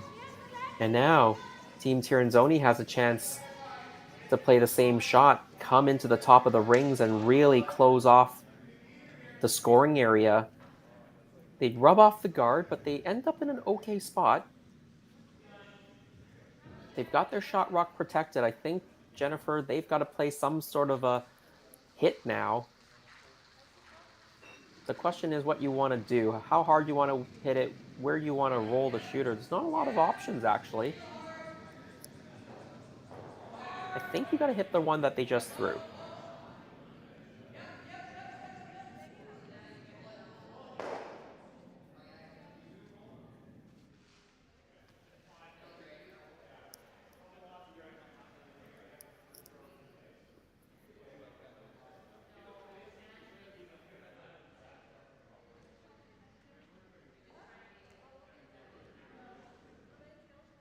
The problem with hitting the one they just threw and making the double is that second blue stone, there's a good chance it jams onto the red stone at the back. And that red stone right now is second shot. If you lose that red stone, you can have 4 blue rocks in the rings and just one lonely red one that's only fourth shot.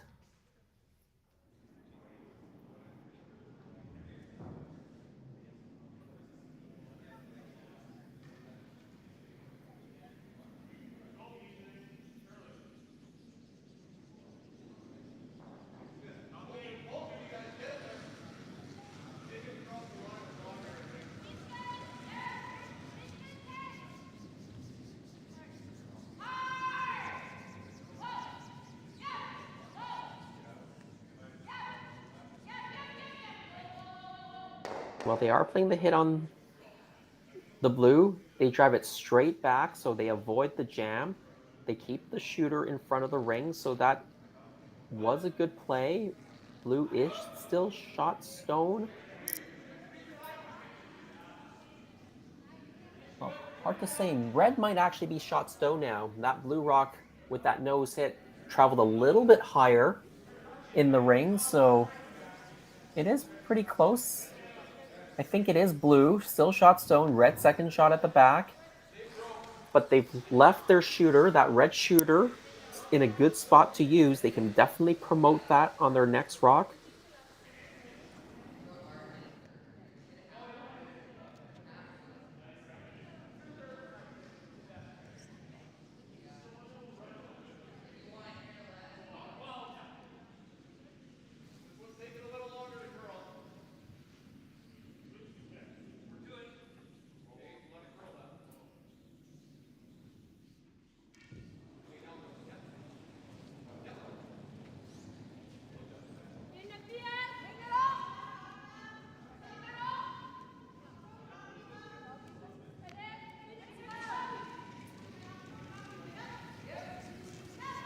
Team Tirinzoni is playing a raise on their own blue stone on this side. Try to sit first and second after this situation.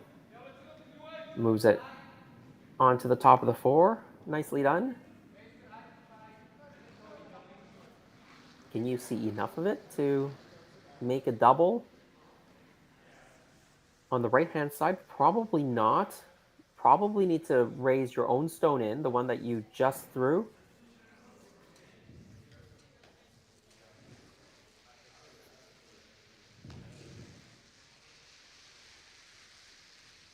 You might be able to make a double out of this. It's not easy, the angle. Even if you just hit one of the blues out and sit right there in the top of the 4 or just in the top of the 8, it'll be a pretty good result.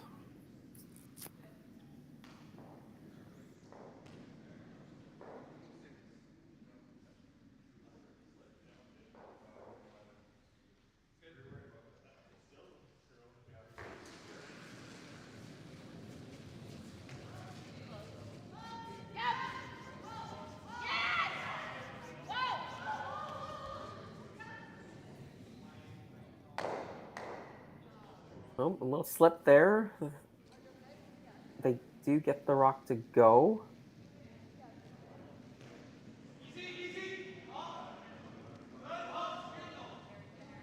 So we think blue still shooting shot stone. Red second shot.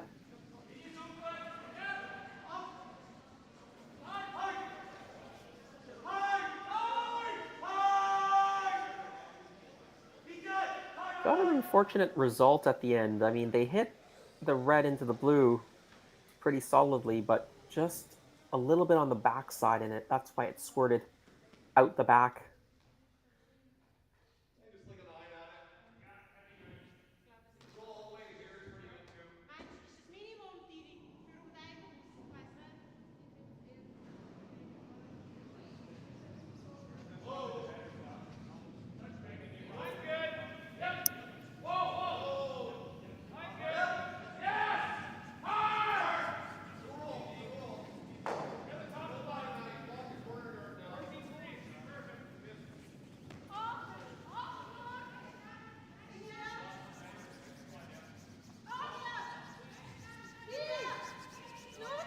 Alina Pets with her first. I think the call is to draw around this blue stone. It's going to overcurl, spills into the 8-foot. Still an okay result. You can definitely use those on the last stone. But it does give Jennifer an opportunity to hit this shot stone blue rock. And if they can hit a little bit on the inside, roll a little bit behind the center guards, then there won't be a double and you've got the force on. If you hit and just nose it right there, I guarantee you Elena will take a run at the double.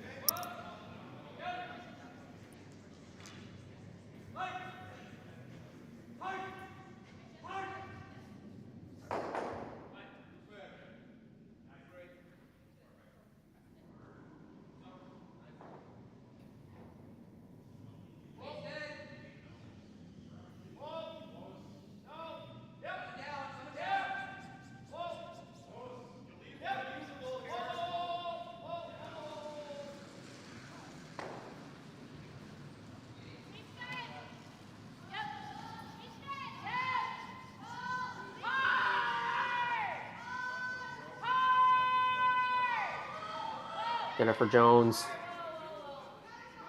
looking to hit the blue. Needs to avoid the jam at the back. She does. Wanted to get tighter to the guard so she can roll a bit inside. Now it is Team Jones sitting 2, but a double is there for 3 or 4, maybe even for 5. You could play a tap for 1.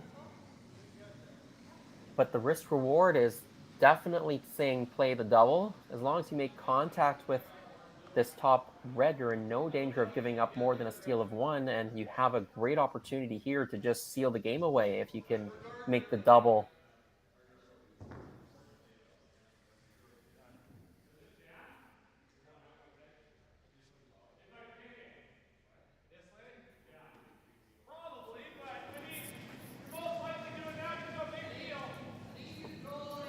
Final zone. Alina Pats for Team Tirinzoni. They have a chance to really seal this game up with a double. It's a little bit thin, drives it by, and Jen Jones, they retake the lead after 7 ends. It's 6-5. We're coming home to a tight one. Back in a moment for end number 8. Imagine a place with endless possibilities. Imagine a place where people come together to build families, businesses, and communities. Imagine a place where small town values and progressive qualities are in perfect harmony. Imagine a place rich with so much vitality. Imagine your future in Martensville.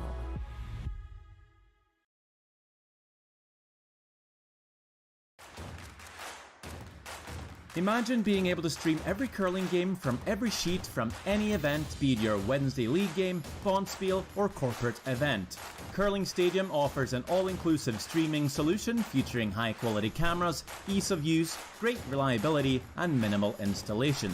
Offering your sponsors customizable ad space on your streamed curling games and being able to sell video packages to your corporate events for increased revenue.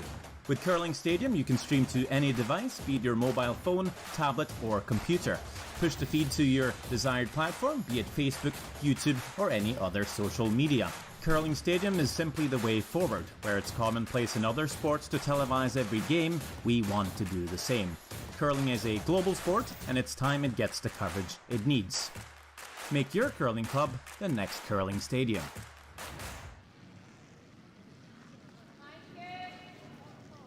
We're back for the 8th end here at Curling Stadium, Martensville. Just saw Team Jones retake the lead for the first time since early in the game. She leads 6-5. Team Tirinzoni with the hammer. Well, this is that classic situation. Down one with the hammer. Would you rather be in that situation or in the situation Jen Jones is in, up one without? We had Matt Hall with us earlier in the broadcast, in an earlier draw.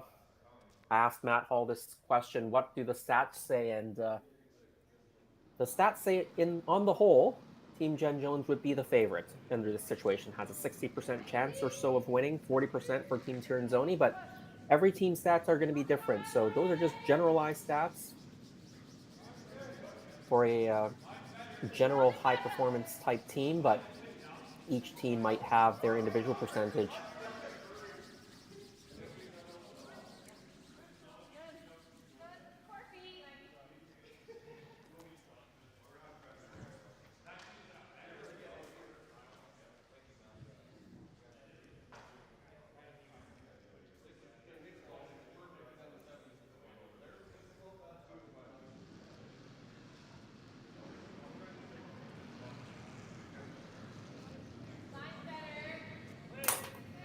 Well, with Team Tirinzoni from Switzerland looking for 2 points, of course, the corner guard goes up.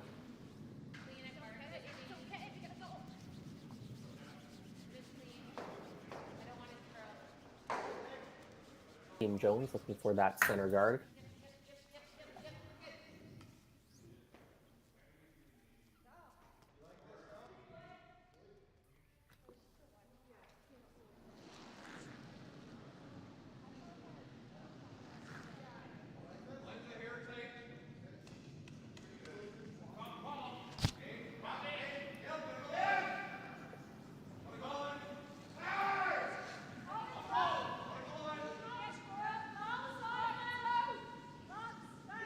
Now going around their own center guard, or their own corner guard, excuse me.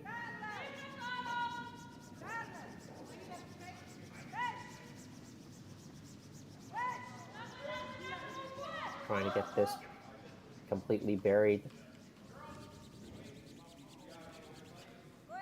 Pretty good.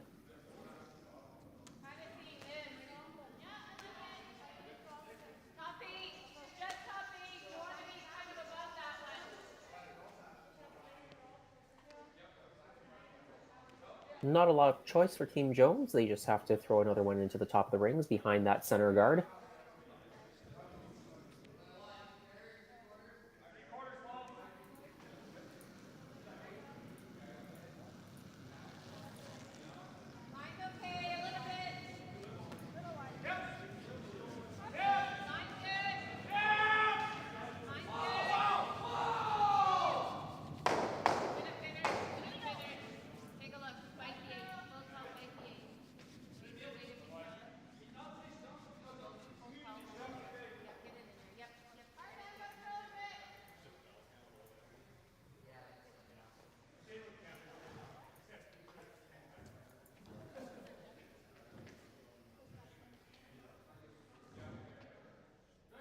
Comes up a little bit short from where they were intending. I think they wanted that to be fully in the 8-foot, out counting the blue. Till Silvana had a close look. She thinks it's blue right now for second shot. So if that's the case, to make a play on shot stone right now. Sit 2. Also thinking about maybe you need to freeze too early to sit 2.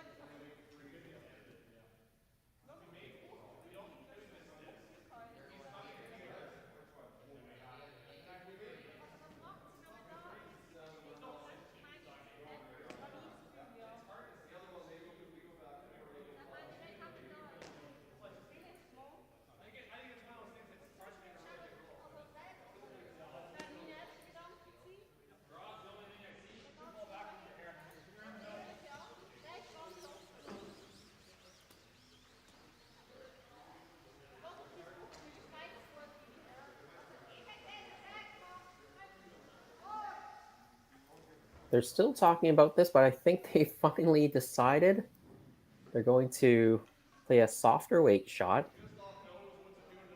I think they're going to hit the shot stone red and roll a little bit to the inside.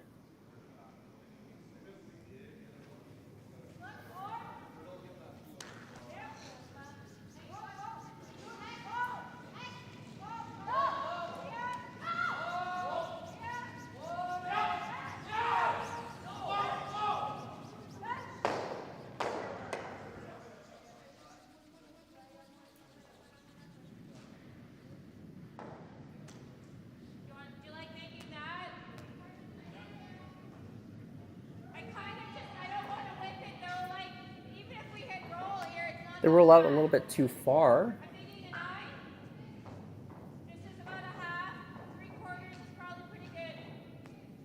Team Jones looking at some sort of a hit and roll. Maybe make the double here.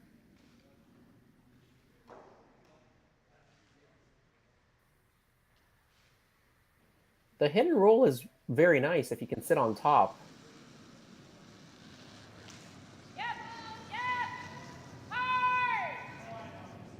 But I think the double is easier to control. This one isn't even going to roll that way. It's going to hit on the nose, in fact. I really would have been tempted to play the double there. I mean, that blue stone is behind cover. You're not going to have a lot of opportunities to remove it.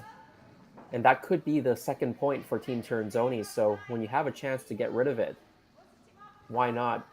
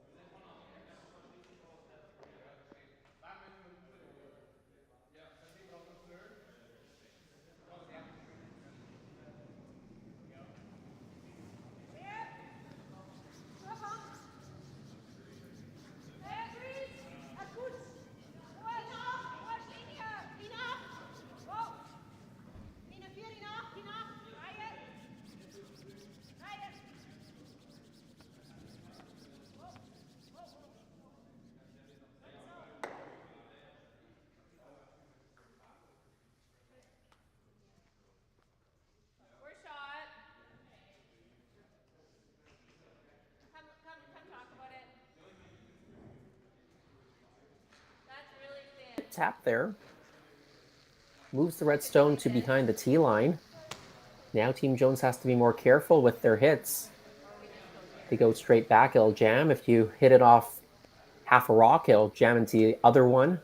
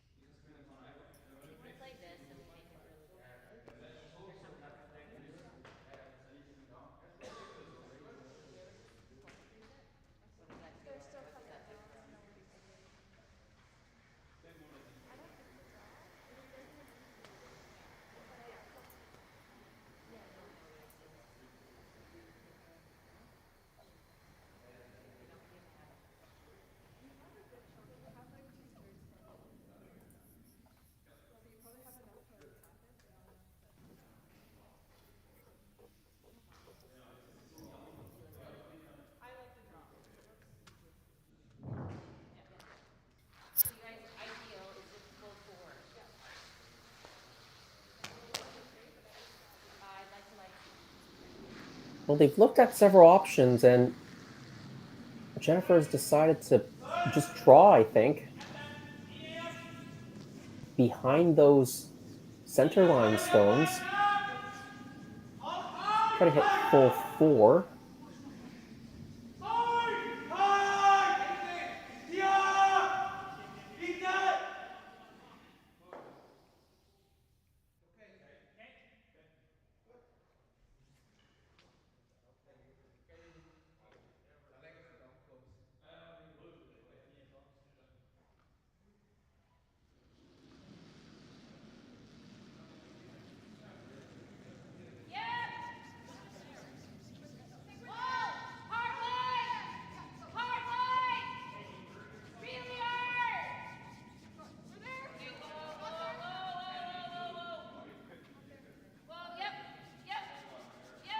Well, the line on this shot is a bit of a problem. It's going to rearrange the guard, so it pushes it to a center guard. Rolls to a corner guard itself.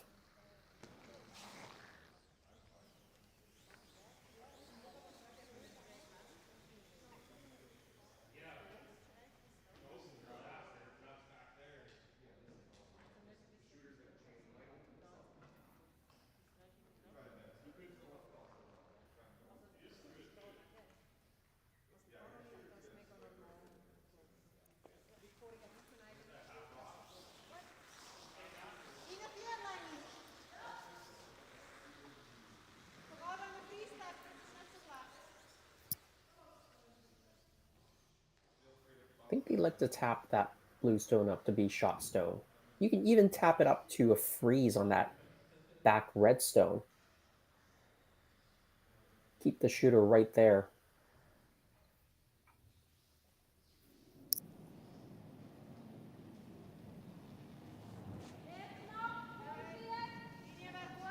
Right now, with the way the guards are, I think most of the play for the last few rocks are going to be near the center.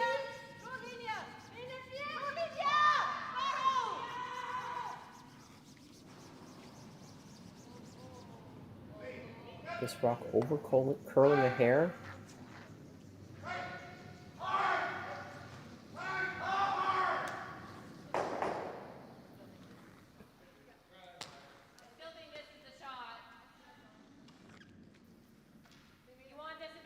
The angle's not great right now for the blue stones that are grouped together. The one that just was thrown by Silvana and the one that it touched in the rings.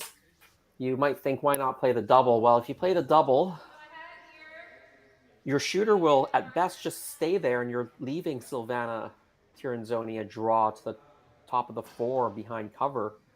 Right now, Silvana can't really make use of those blue stones just the way they're staggered. So for Team Jones, you want to just come right in first, get another one into a better position, try to be top 4 shot stone.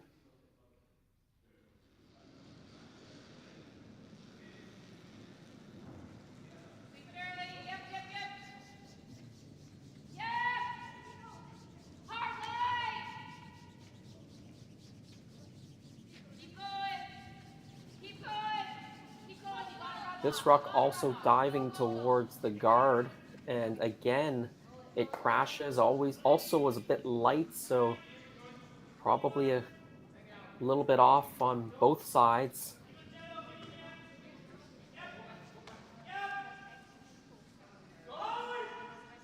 And the angle's not great here for Tirinzoni.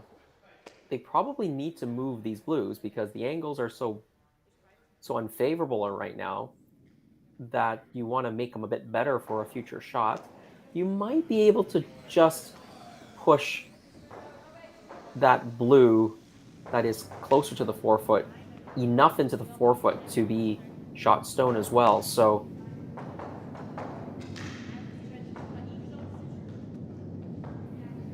a couple of ways to play it. One is to hit the blue that is higher up, and it'll chip that other blue sideways from the overhead shot to the left.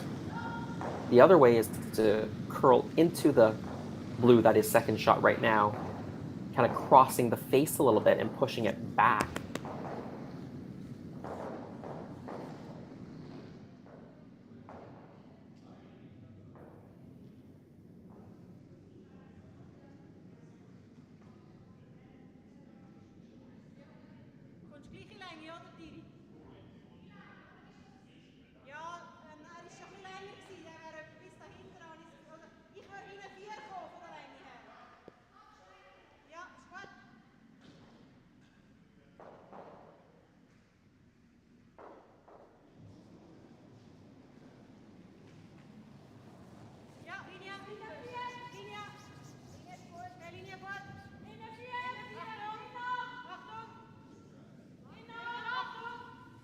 Based on the line they've taken, I think they were trying to hit the blue that was already closer to the forefoot, trying to cross the face a little bit like that and push it into the forefoot. Really nice shot, Silvana Tirinzoni.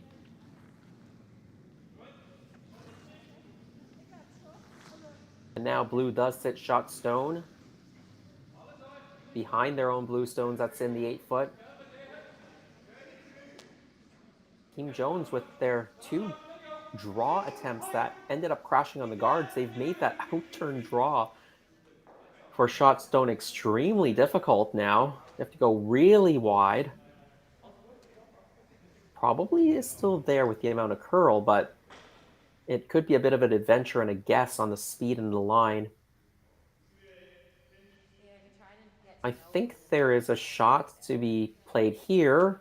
Make the double on the blue, sit right there, and then you'll have a rock to use on your last stone.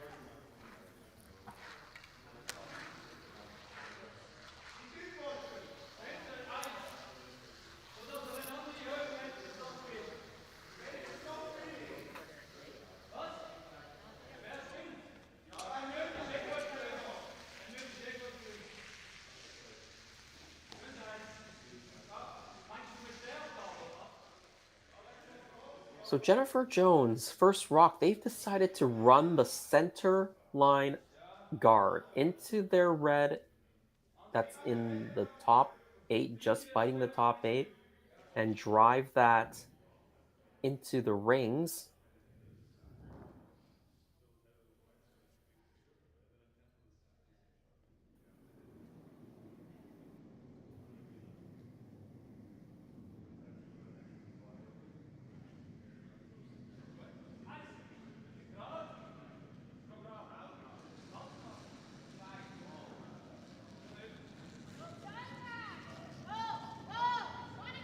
I think she's playing it with quieter weights, so not sure if she's just basically playing a double raise or whether she's trying to move the blue stone that's in the house as well. She's a little thin, drives that guard by. Well, she has opened it up a little bit, so she probably can make the direct tap on that red stone now. So I think Team Tirinzoni probably either needs to guard that or tap another one of their blue stones into the forefoot and try to sit 2 right now.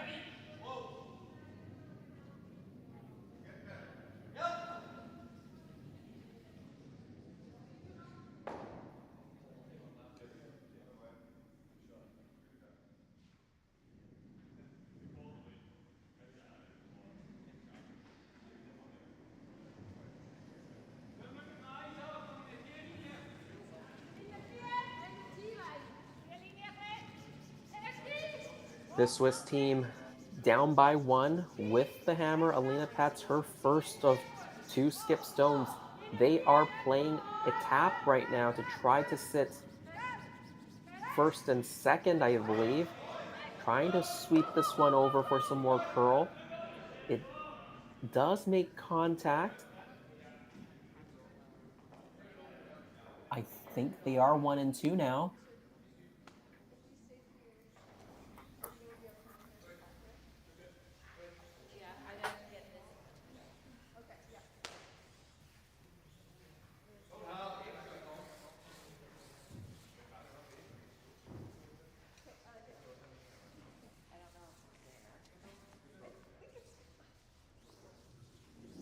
If they had gotten that to curl just a little bit more, there wouldn't be a port here, and Jennifer will have a much more difficult time. Now there is a port through the hole. You can make the double, and then you'll be sitting 2 in a really good spot. Even if you lose the back red one on the way by, you'll still be sitting shot stone. You'd love to be sitting 2 after this, right on the nose, and you're fairly close to picking it off.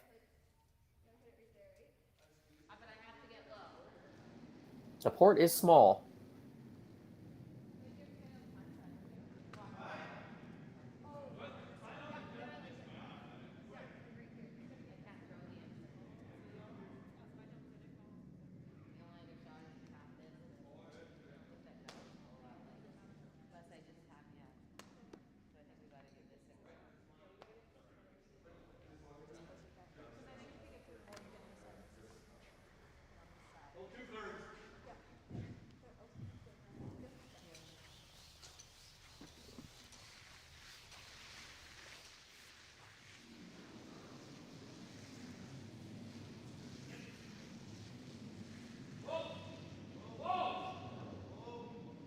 Team Tirinzoni down by 1. They are sitting 2. Those are the 2 winning points right now if nothing else happens. Jen Jones, 1 rock to come. Opportunity to make a double. Sit shot stone once again. And perhaps win this game. Critical game for both teams. Coming into this match 2-1. One of them will get to 3-1 and be in great shape for the playoffs. The other at 2-2. They'll have to scrap for their last win.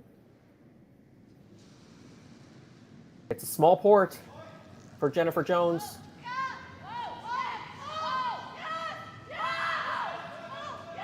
It's close. It's very close. She's got it, I think. She picks it off. She does clip the back redstone on the way by, but she is sitting shot stone.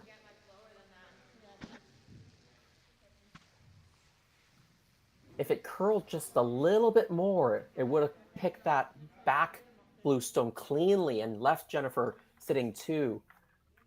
The way it sits right now, Team Jones sitting shot rock. Second shot is that blue rock in the full 8. Third shot is Team Jones's rock in the top 8, just biting the top 8 a bit more than the other blue stones. That third shot stone right now for Team Jones is critical. That's the one that might limit the damage and force Team Tirinzoni to just a single point here.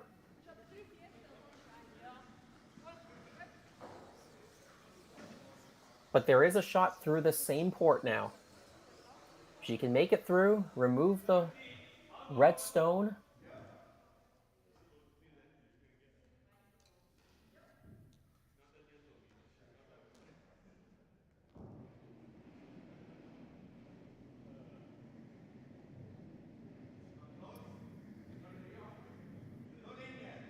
It's been a tight game throughout, back and forth between these 2 great teams, and it is now Alina Pats with her final.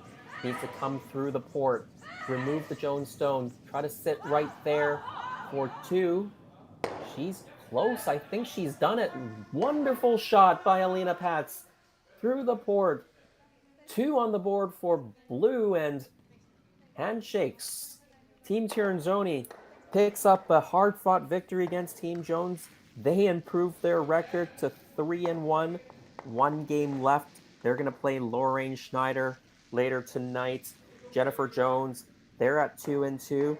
They've got a match against 3-0 Clancy Grandy. What a great game, and thanks to all the viewers for joining us.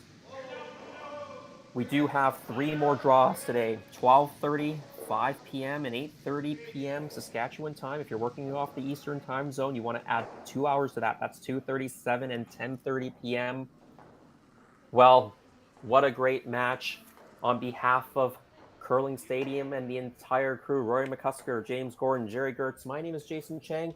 We'll be back again this afternoon for continuing coverage of Curling Stadium, Martensville International.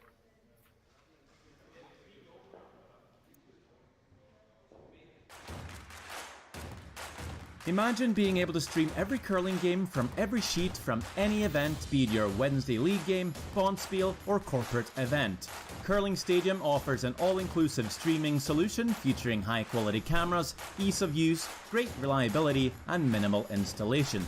Offering your sponsors customizable ad space on your streamed curling games and being able to sell video packages to your corporate events for increased revenue. With Curling Stadium, you can stream to any device, be it your mobile phone, tablet, or computer. Push the feed to your desired platform, be it Facebook, YouTube, or any other social media. Curling Stadium is simply the way forward. Where it's commonplace in other sports to televise every game, we want to do the same. Curling is a global sport, and it's time it gets the coverage it needs. Make your curling club the next Curling Stadium.